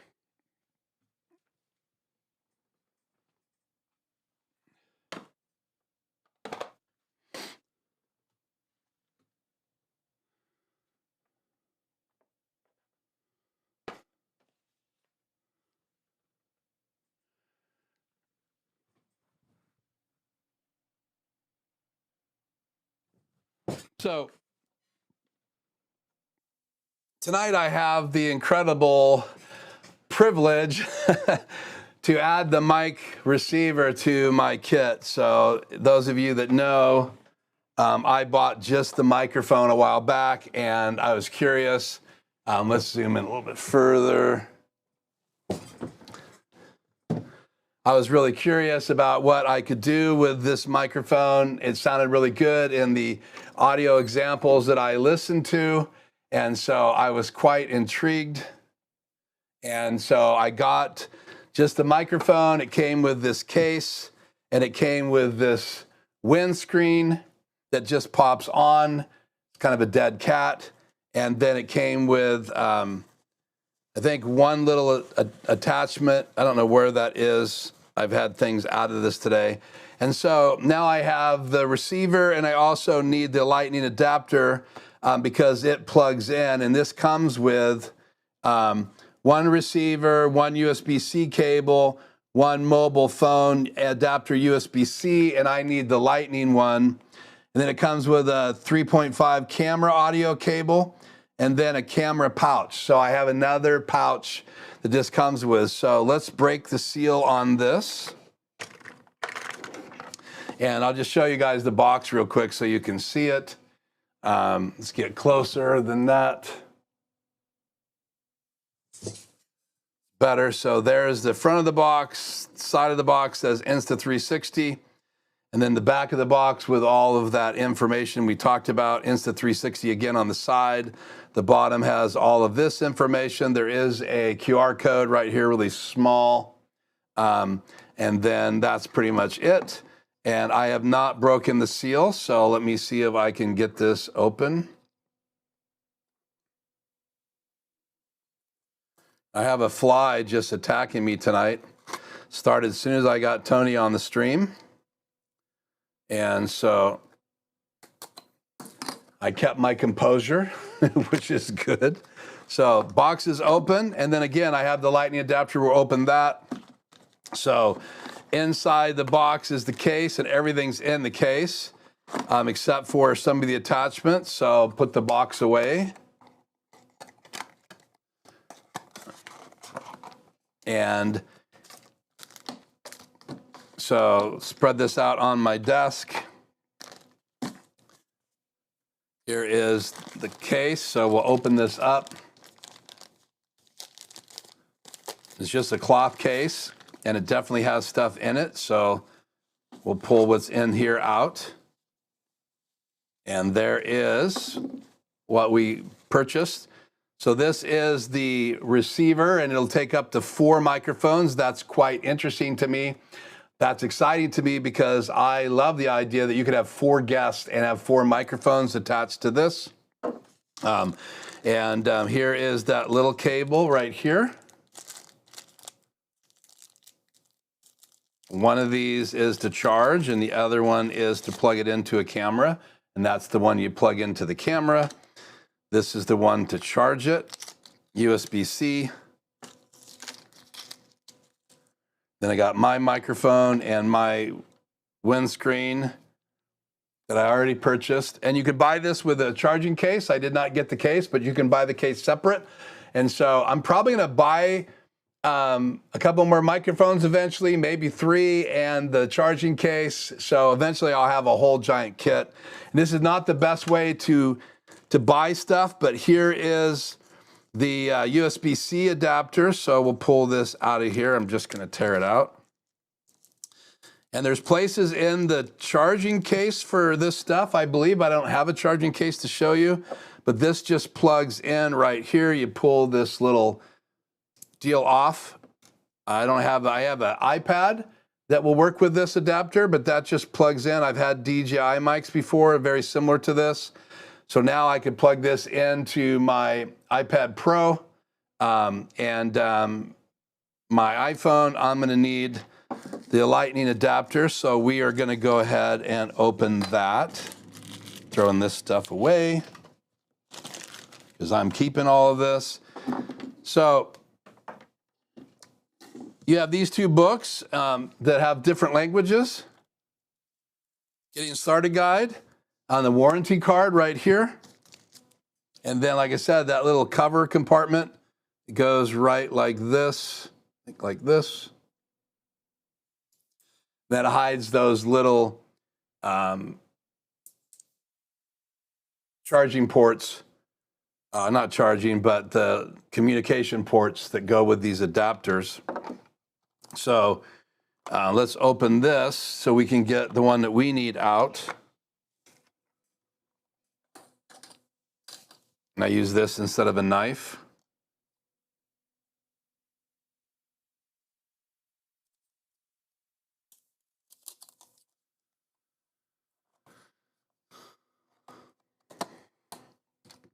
And I'll get back in the chat here in a minute. I just want to get this unboxed. So that's all that's in this box. So it is the lightning adapter that goes with the receiver, the Insta360 Mic Pro receiver, and this is the Insta360 Mic Pro microphone. And back of the box, Insta360 again, very similar to the other box, almost identical, but I do not see a QR code on this box, and that's all that's in there. This little holder, so I pull this adapter out and don't need this stuff. I'm going to throw it away. So now I can use this on my iPhone. So you can see the little marks right there. Let's get in even closer. I guess that's as close as that will go. So this just slides in like this, and now I could plug this into my phone. I might have to take this case off. If I can go like this,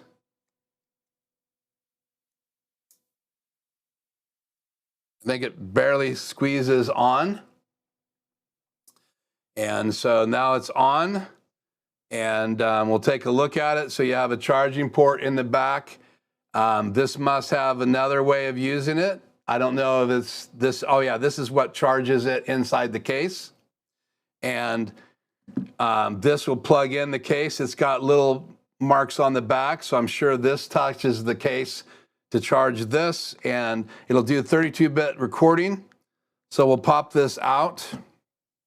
And so that's the back, and then the top.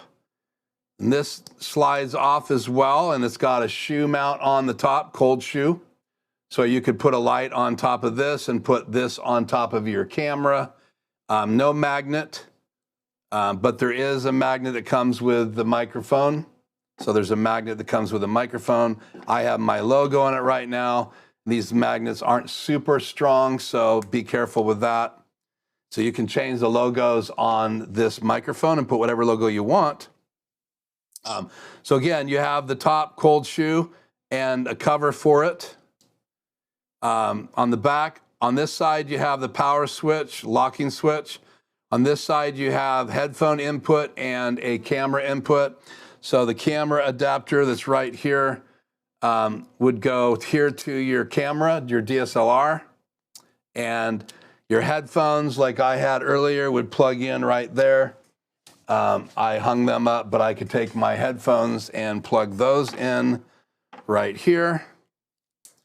So I could have it plugged into my camera, and I could have headphones, which is really cool. And it has the shoe mount, and then I could still put another device on top of it, which I love, this little microphone receiver. So I'll unplug those. And then the front is the LCD screen, and there's a wheel. And I think DJI added a wheel to theirs, and that made a big difference, I think, with a lot of people being able to use it, plus a touchscreen. So we're going to turn it on, holding down the button. And there it goes. I've got to choose English. So there's English, okay. Then I've got to change the year. So the way this works is you got to change the year. It's 2026. I don't know. It's 3/3, so I'm not sure which one is months. 26. Okay. That's how you change that. So I'm assuming that's the month. So it would be 8. Today is the 11th. Let's see if it goes past 12. So that's definitely the days. So it's 8/11. I'm going to hit OK. I don't know what this is, the time maybe. So right now it is 5 something or 6 something. Let's see what my phone says. It is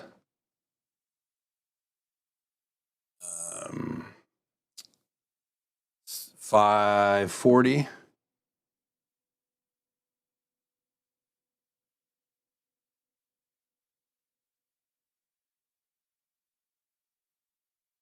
We're set to 5:40, and connect app to upgrade your RX RTX.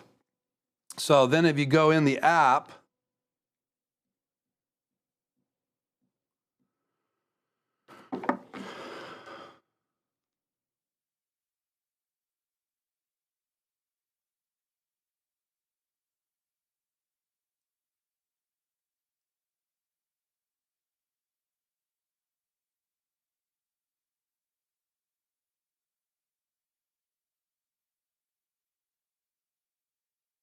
connect to a different device. Okay, simple down or long press dial to enter settings. So simple down or long press dial for settings.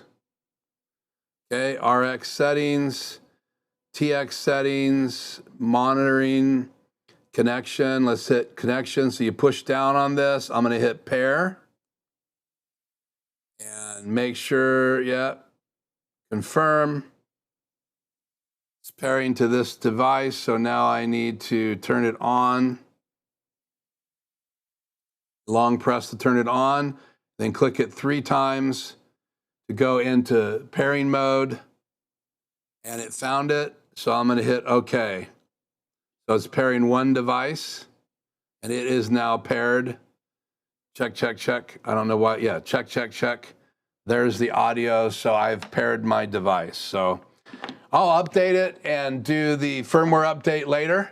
But there you go. I now have the receiver, and it can do up to 4 microphones. I have 1 microphone paired because that's all I own.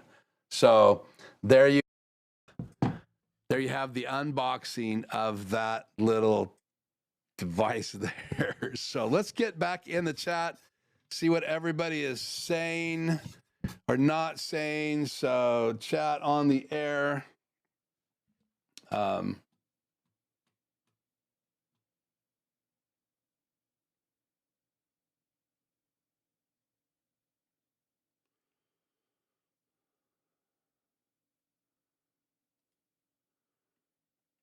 Okay, let's go back up here and see what you guys are saying.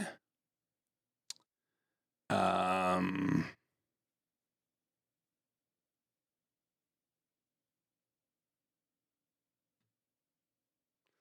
to have you, David.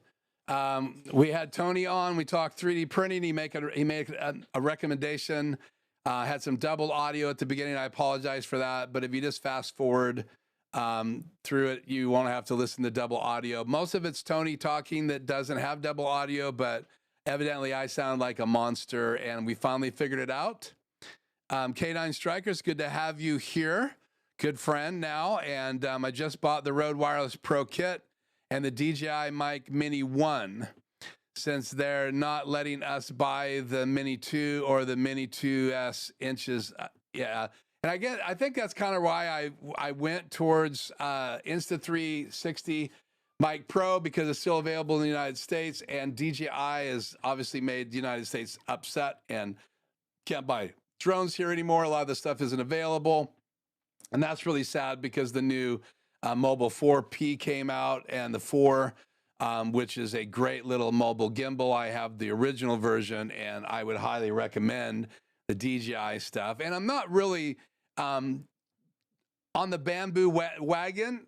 I like autonomy. I like other manufacturers of 3D printers. I like lots of different manufacturers that do switchers. I mean, obviously, I'm a super fan of Blackmagic Design, but I also see the new things coming out. Like you see the Magewell 2 out that Aaron Preki talked about, and the YoloBox Extreme is super powerful. And you can see if you live stream from YoloBox's site, which again, that's the cloud.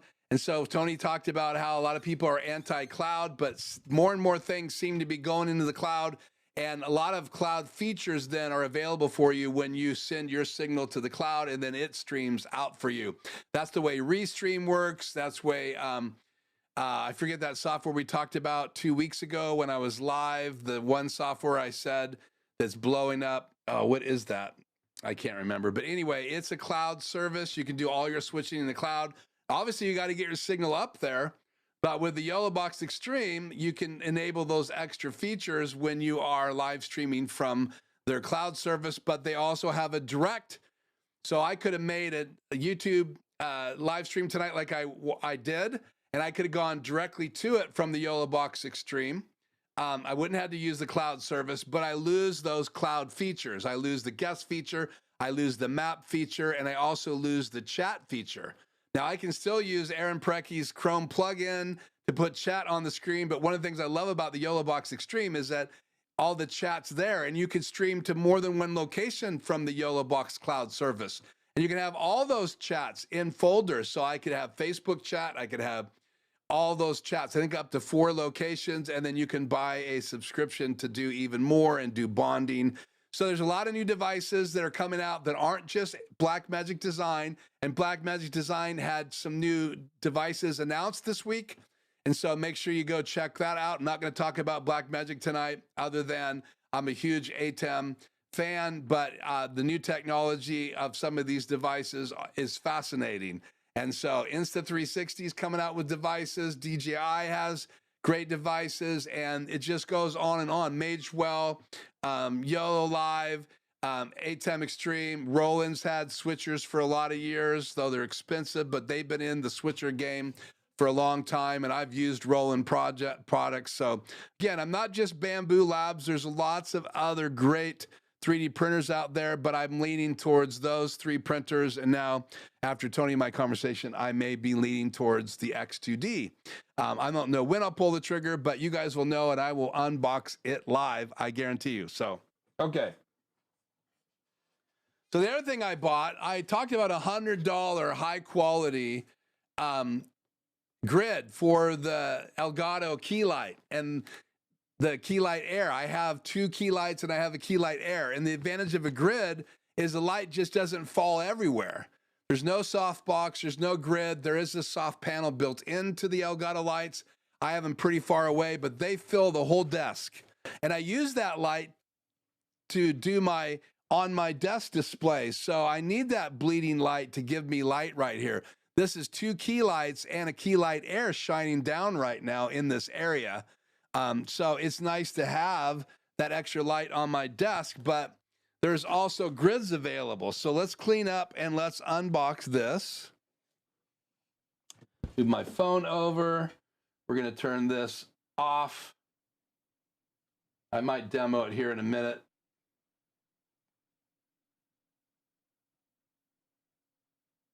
Oh, that's the record button. Turn that off. Just throw these all in the bag. I have 2 bags, but I don't think I need them.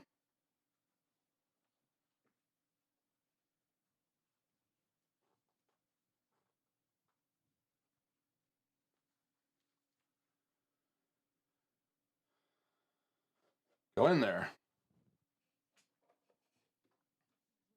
Don't want to lose these parts.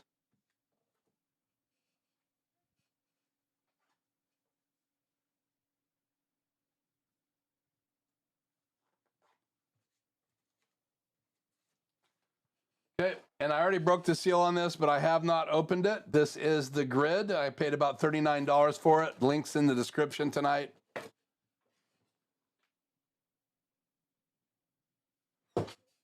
So this is the box it came in. Just a cardboard box, nothing exciting. So I'm gonna open it up and take out the grid.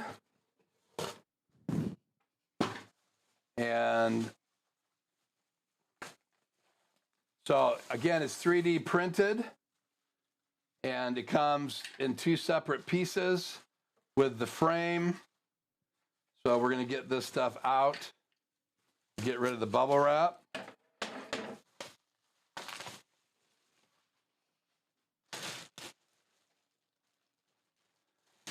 And you can tell it's 3D printed because you have to put the stuff together too. So you can tell it's been 3D printed because it has the texture. And if I had a 3D printer, I could have printed this. Sorry about that.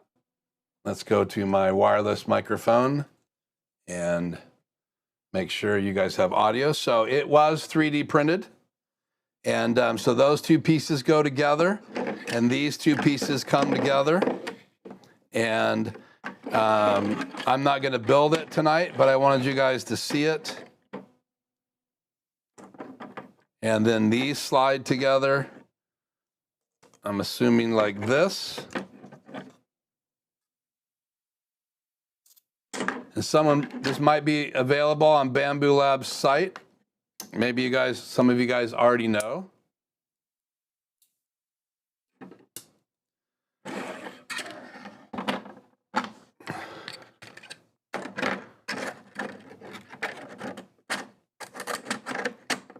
And so what a grid does, I'll put my phone back here. So if it didn't have a grid, the phone would just shine everywhere, right? So let's turn the flashlight on here.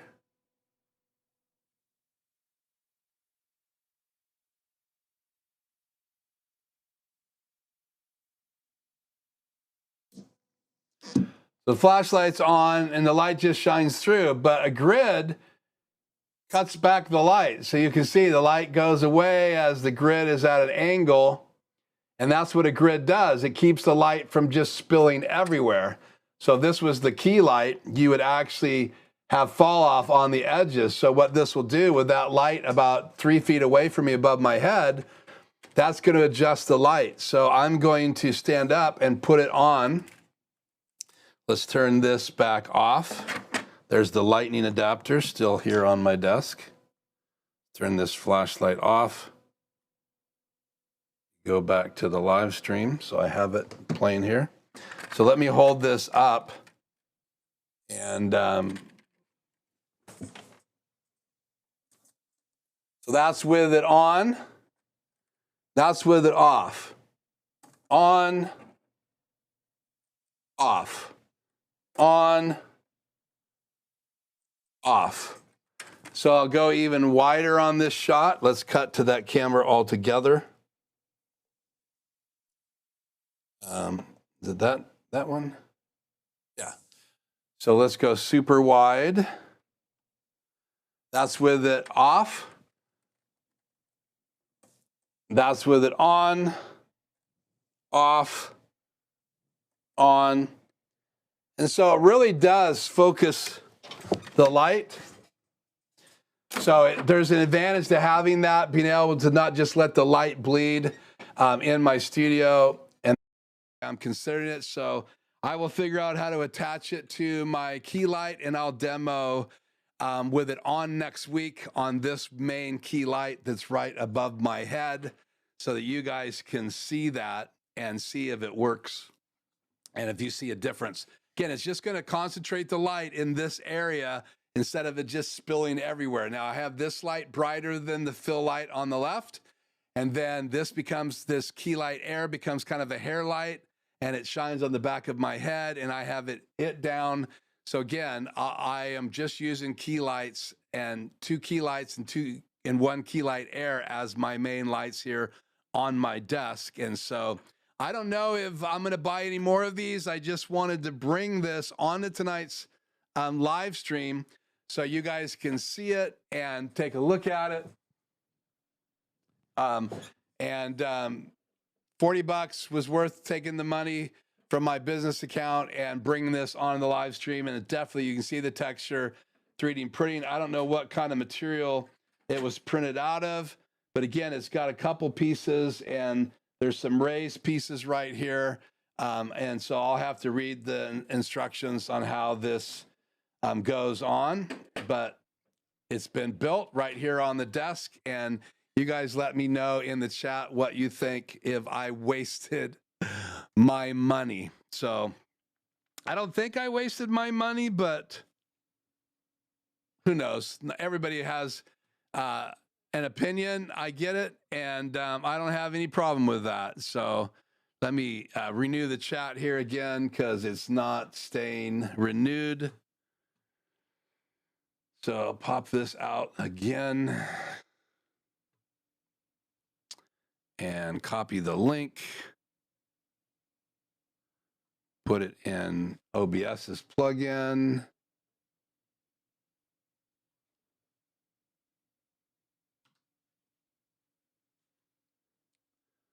Copy, paste. Okay. Chat on the air. Now let's see.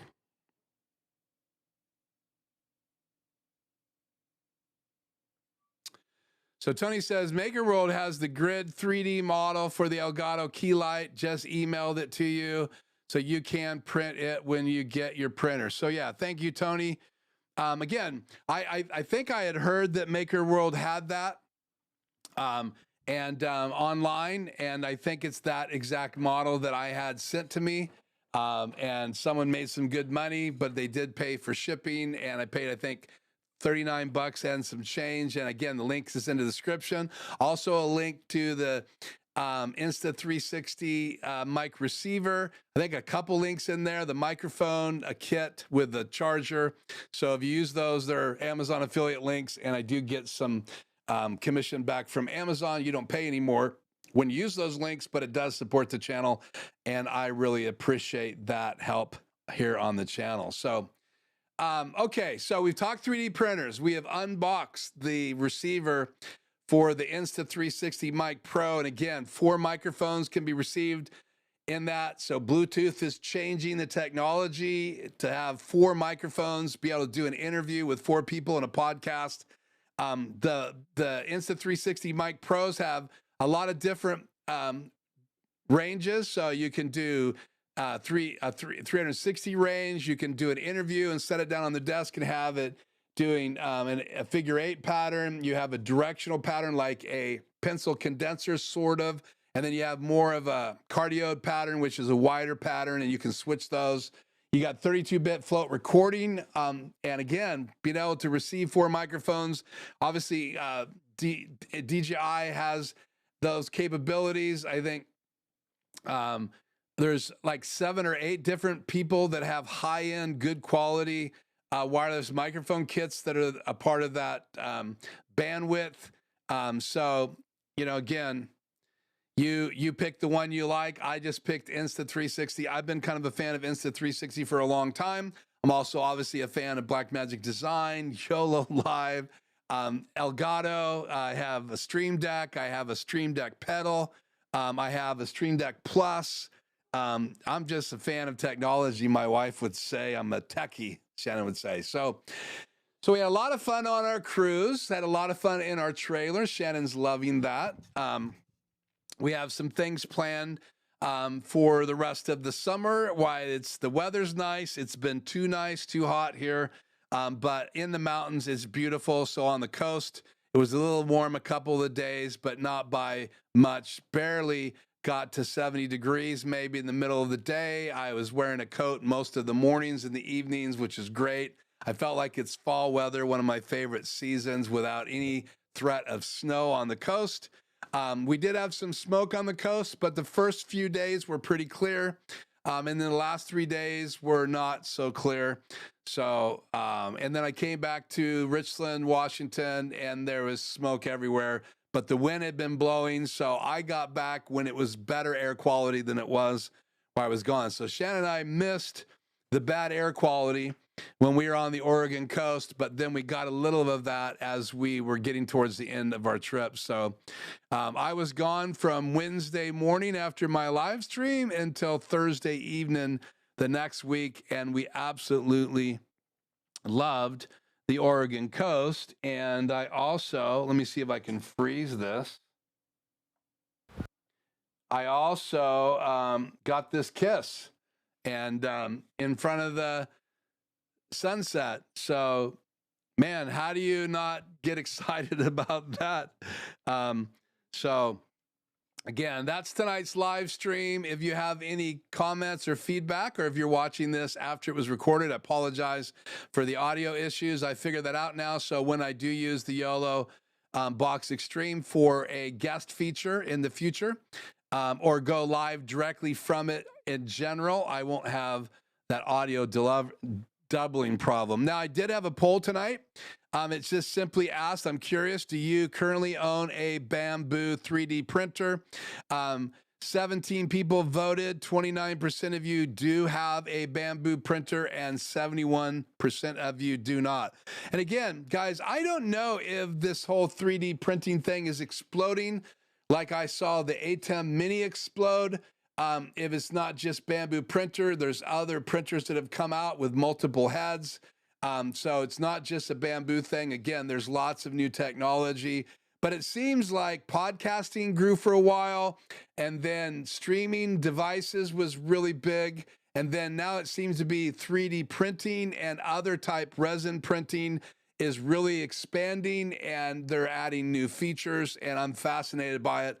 I've not dived into the 3D printer world yet. So, but I did tell you guys I would give you an update on my sign. So I would be amiss if I didn't follow through. So let me go back to my wireless microphone, and let's get that camera up and running through the Capture app. And Find out what input that is on my road. Let's see, it would be over here.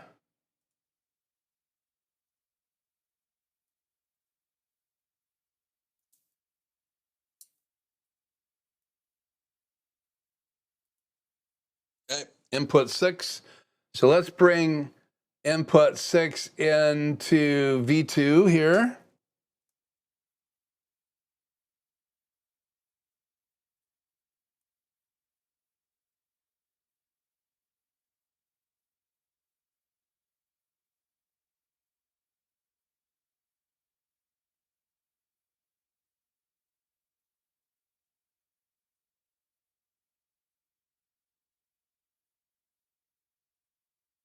Okay, what am I doing wrong here?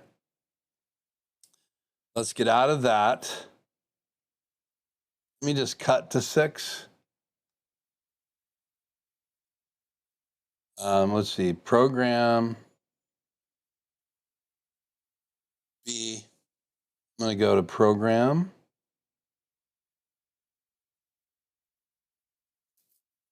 Then I should be able to cut to 6. There it is. So I'm just going to take you guys over there and let's go like this. Okay. Hope you're not going to get dizzy. I got my microphone working. So these letters were printed for me.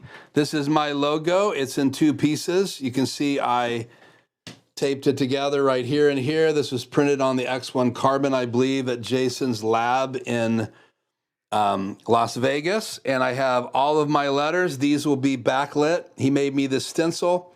And this is the backboard that I had made since I got back from my trip. So I went and bought this at Home Depot a couple days ago, and I sanded it and painted it. And it's going to be, everything's going to be mounted to that. So these are the drill holes, and these are already been pre-drilled. And the LED lights are going to go around those. I hope it works. And then I'll have to have another hole drilled in here for the cables to go back behind the board. So after I get all these holes drilled, I'll figure out where in the letter I want to have the LED wires go under and then back up again. So there'll be a hole going into the board somewhere in here and then coming back up right here. So I've got my logo that will be backlit, and I have Life's Journey. All will be backlit, and then this will just be mounted. And so these letters are a little different, all printed on the X1 Carbon. So 3D sign I'm building, and I will unveil this sign and light it up live. Maybe take me a couple weeks to get Jason home and get to all the LED wiring done, but I'll keep you guys up to date. So that's what it's going to look like, and it's going to go right above the TV. And the board's actually wider than that TV, and the logo's almost as, within like 1.5 inches is that wide. So that is going right up there, and it'll be lit up with the same kind of cob yellow lights. Sorry for the color temperature. That's a little greenish yellow, but it's really 3000 Kelvin temperature. So I have lights up here, lights down here, lights on the floor all the way around the studio. My clock will light up, but it's too bright in here right now for the sensor to go off. And then I have all of these lights in my studio. And really, the last part of my renovation is this sign, and then I'm going to get some more of the Lumicove for those lights down there, because you can see they're exposed, and I have Lumicove up there, and it looks so much clearer. I need to patch these corners. I need to put the black stuff in so this light doesn't bleed through. I just haven't finished some of these projects, but I want to have Lumicove on the floor. And that's about $164 or $150. I can't remember. And then I have this little LED strip right here. And then I have the 3 LED lights coming down on the sound panels there. I have one coming down right there. I have one coming down on each of these acoustic panels.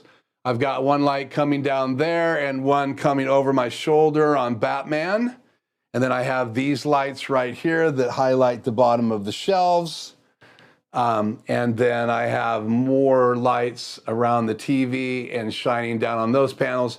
And I put this light back up because I got to see my files. This is where I keep my work stuff. And then I love this. I'll bring this onto my desk.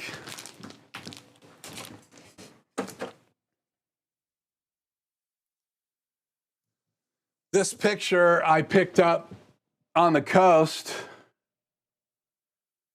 And it's a photograph that he just colored really in a cool way. I love the editing he did on this. Try to do without glare. I love this. This is Depot Bay. No, this is actually Newport Cove. So this is the dock in Newport, Oregon. And so I like this guy. It's Michael R. Bade. And here's his information right here. Bade Photography, and he is from Happy Valley, Oregon. So if you want to check out his artwork, I was super impressed. Cost me $30. I brought this shirt back from Depot Bay, and I brought this back from a shop down in Newport Bay, down where they have the Wax Museum and all of that stuff, Ripley's Believe It or Not. And I also, there's a shop down there that sold his artwork as well as a lot of other really good artwork. So I love this. I'm going to frame it, and I'm just going to go on my wall in here somewhere. I just haven't decided where that's going to go yet. So roll over that.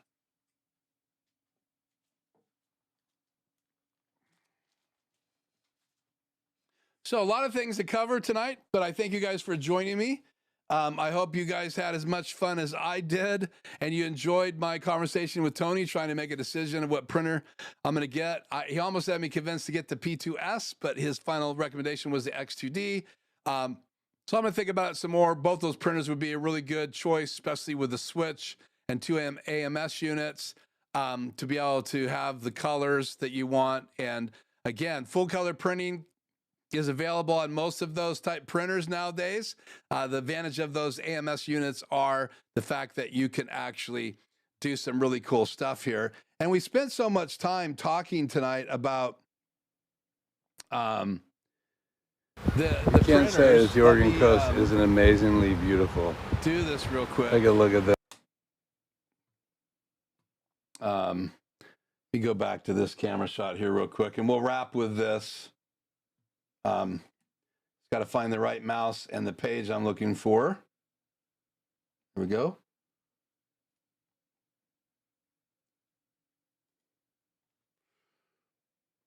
And that sun's going to come right down.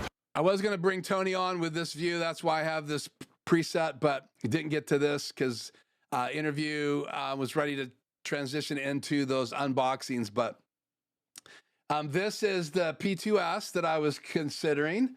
And again, it's a single head printer, really a good option for me. And then this is the X2D, which is what Tony officially recommended. And then I was also looking into the H2C, which has this crazy ability to change out nozzles. And so it's pretty incredible. These tool changers is amazing. And that's what attracted me, but you're going to get into that $2,500 to $3,000 if you go with this. But again, X2D has 2 heads, but it doesn't do what the H2C does. So obviously there's just some really cool features in each one of these printers. This has dual heads as well, but it has a Bowens extruder for the right head, and you can use the regular AMS for this side. But because it has 2 tracks, that switch that Tony talked about will let you bring in AMSs into either side, which is really cool. So great technology. Bambu is definitely not the only company that I've looked into, but I did narrow it down currently to those 3 printers, and that's what I'm going to consider.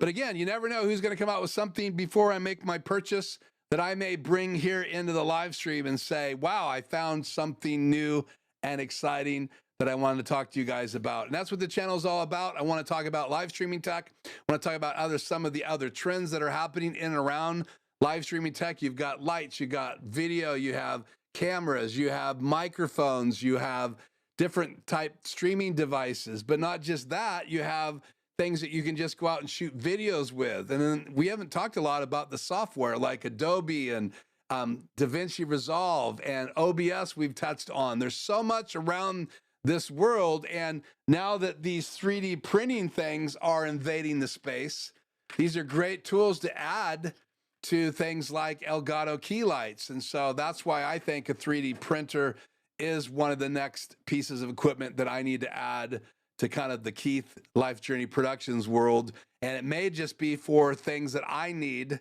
in my studio, and then I might build them for some of my clients, because I would be recommending, as I like these things with Elgato lights, I may be recommending them, and who knows, I may be printing them on my 3D printer. And again, the bed size is why this is in 2 parts. So you can't print this all in one bed, because they printed this on a bed that could only do something approximately that size and half of this frame size. So again, size with the beds and the height really impacts what you can or you can't print, or what you have to split up and make parts and pieces. And if they go together, fine, great. We'll see how this thing works, and we'll talk about this grid next week. We'll also do a demo of the Insta360 Mic Pro. I'm going to be using it in next week's live stream, so you get a chance to compare that to this wireless Go 2 microphone. I want to do a side-by-side comparison of those 2 mics live next Tuesday. And then once we get the sign done, we will put it up and we will light that backlit sign live for the very first time in a stream or a video, and you guys will be invited to that. So I'm Keith. This has been a great night, Life Journey Productions, and just touch base on the chat before we roll out to make sure there's not something here that we need to highlight. Tony says, what type LED lights are you using to backlight the sign? Also, do you know what type of filament Jason used? Just curious. I don't know, Tony, what filament he used.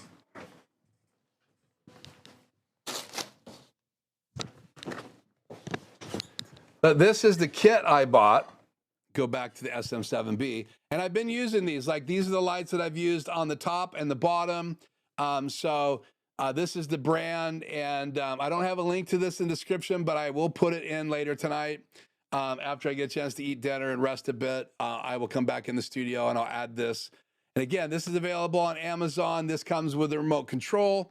But if this isn't long enough, then the power supply would have to be replaced. So I'm going to be doing some measuring tomorrow of exactly, once I go around every letter, how much. This is 16 feet. I don't know that 16 feet is going to do Life's Journey Productions. So we'll see. And if that doesn't work, he designed the letters to hold the thickness of these lights and the width. But if they're too hard to work with, then I'm going to go with something smaller. But I do like the fact that these will go across the whole white color gamut, from 2700K to 6500K, right there. And again, they come with a remote control, and you can also replace the remote controls and use another device, which I've showed on the studio, which I'm using that for my under the shelf lights. So if I change to camera 1, you can see the shelf back there, and if I turn them off, I can turn those lights on and off remotely now, not with the controller that came. It's a new device, and I've talked about that before here on the channel. And I may end up using that same device and a remote control like this for the sign. I haven't decided. This company also makes a wall switch. So if you don't want to use this remote control, they can make a switch where you can just have a button next to my desk to turn the sign on and off, or by the doorway. So again, I love playing with this tech. I'm just now learning how to mess with LED lights. And so it's been a lot of fun. Tony, thank you for asking that question. What about the covered electric outlet? What about the covered electric outlet? I'm not sure what you're asking. Love the photograph. We'll need another consultation upgraded from ATEM Mini Iso to YoloBox Extreme. Oh, Highlights Media, good to have you. We'll need another consultation. I upgraded from the ATEM Mini Iso to YoloBox Extreme. Yeah, just go to my website, or if you have my email already, please just send me an email. But if you don't have my email, all you got to do is fill out this form. I'll put this link in the chat right now.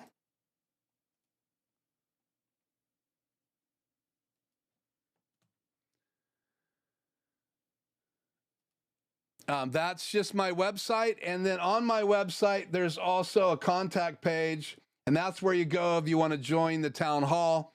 Or if you haven't had a free consult, you can request one there, 1 hour with me, and we can solve the problem in that 1 hour. Or you can talk to me about extra hours, and I can share with you what those programs are. It's not super expensive.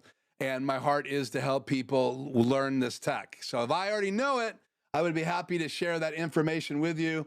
But that form looks like this, and you fill out the form, name, first and last, at least your email. If you are local within 20 or 30 minutes of me, you can put your phone number, and we could do a face-to-face over at Country Mercantile by me, which is kind of a farm place. They have great food, and I usually meet people over there because I don't really have space here in the studio to have those meetings. And the rest of this house is my house. So, but you can type in here, I need a free consult if you haven't used one before, or I need a consult, and I'll email you once I get this form submitted. Also, if you want to join the quarterly town hall where we just get on Zoom together, it's not live, but you get a chance to meet other people from my live stream, then you can actually fill out the same form if you haven't already and say, invite me to the next town hall.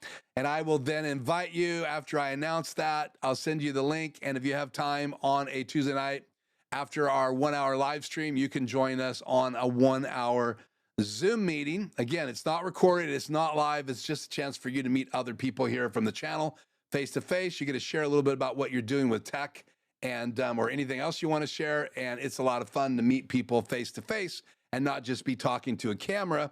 It was cool to have Tony on the live stream tonight. Now, let's let you know, I am planning on using YoloBox now occasionally in the months to come where you can just pop on live. So I'm going to actually invite people in a segment to just pop on live.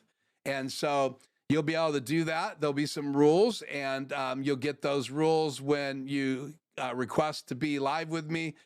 So I have to be able to email you a link. So you're going to have to let me know, Keith, I'd like to pop in live. And then I will invite people through the YoloBox to come into the streams in the future. That'll be a lot of fun as well. And then I can talk to you face to face, and other people can see your face, which is a lot of fun. If you like your face, and if you don't, I don't know what to tell you. Don't pop on live, but I like all your faces. So thank you so much for joining me live tonight, and for being in these live streams and supporting the channel. Subscribing, if you haven't hit the like yet button, it helps the algorithm, and I would really appreciate it. I've been so busy doing other things. The renovation, I haven't had a chance to do a lot of videos, so my channel needs your help. So please hit the like button and subscribe if you haven't already. And if you want to get all the alerts when I do go live or I do a video, then obviously you know the routine, ring the bell and turn on all notifications, and then you'll get alerted, and then you have to watch those videos at your leisure. But the live streams are Tuesday at 4 p.m. Pacific Daylight Time, and that will soon be changing back to Pacific Time as we change the clocks again here in Washington. So have an amazing night, and highlight GA Media. You were listing your outstanding projects. Yeah. So my outstanding projects are fixing the Lumicode, adding more Lumicode, finishing the sign. I do want to decide when I'm going to do my tech table, and I've talked about that a couple videos ago live. And so the Home Depot has a table that will mount right to my wall. So I think I'm going to do that. I need to wire that so I can just put a new device over there. And what I would do is I would just get up and there would be a camera over there. I can just go over to it and demo a new device or go live from over there using that device table over there. So still debating what that tech table should look like. That's not done yet, but one of the things I wanted to accomplish, we did tonight, was that see if I could use the YoloBox Extreme to bring in guests, and we figured that out even though we had audio problems, and that was also on my list. And then again, hopefully some more manufacturers will reach out to me. I had to say no to one during my renovation. But hopefully other manufacturers reach out to me, give me an opportunity to bring those devices on the air with you. I could care less if I keep them or don't keep them. If they're interesting and live streaming worthy, I would just like to get my hands on them. Wouldn't like to pay freight to send it back, but I would if it was an intriguing device. I don't expect to keep everything, and I don't want to make a ton of videos on everything that a manufacturer may want on my channel. So if you're listening, that's kind of my heart. If it's something I think would help my subscribers or help my listeners, or they'd like to know more about it, then sure, it's something I'd like to get my hands on. And I'm learning about LED lights, and I'm learning about backlit signs, 3D printing letters. It's crazy, the things that are available technology out there. So, okay. So there is that link to my channel. And then that's the link. And I don't know why it's shortened on here. Just go to my website and go to the contact page and fill that form out. And I will put that link in the description tonight as well. I hope to see your sign next week. I think it's going to be 2 weeks because I want to have Jason here, who printed all those 3D letters for me. And I don't know that he's going to be available next Tuesday, so I'll keep you guys posted. If the still image has sign unveiling, then you'll know I'm doing it next Tuesday. If it doesn't, then I'll give you guys an update of how much I got done, and I'll show you the board. I'll have it in the studio again next week, even if it's not done one way or the other. Gary, did you buy the table yet for the wall? I have not bought that tech table yet. Thank you. Have a good one. Yeah, thank you guys as well. It's been a great night, and I appreciate you being with me tonight. I hope you guys have an amazing week, and I'm looking forward to what may take place between now and Tuesday. Until then, be safe, and man, get on YouTube and learn something about printers or 3D printers, and be prepared to tell me that you found something cool, new tech. And use that contact form to let me know if you discovered a better 3D printer for me. Then go ahead and use that form to tell me if you don't have my email. I want to hear it. I want to hear it in the chat. I want to hear it in the notes. And I also want to hear from you guys because I love getting input from other people that have done research. So, okay, that's it. I'm done talking. Have a good night. Through that gap. So, I love the Oregon coast, and this is exactly why.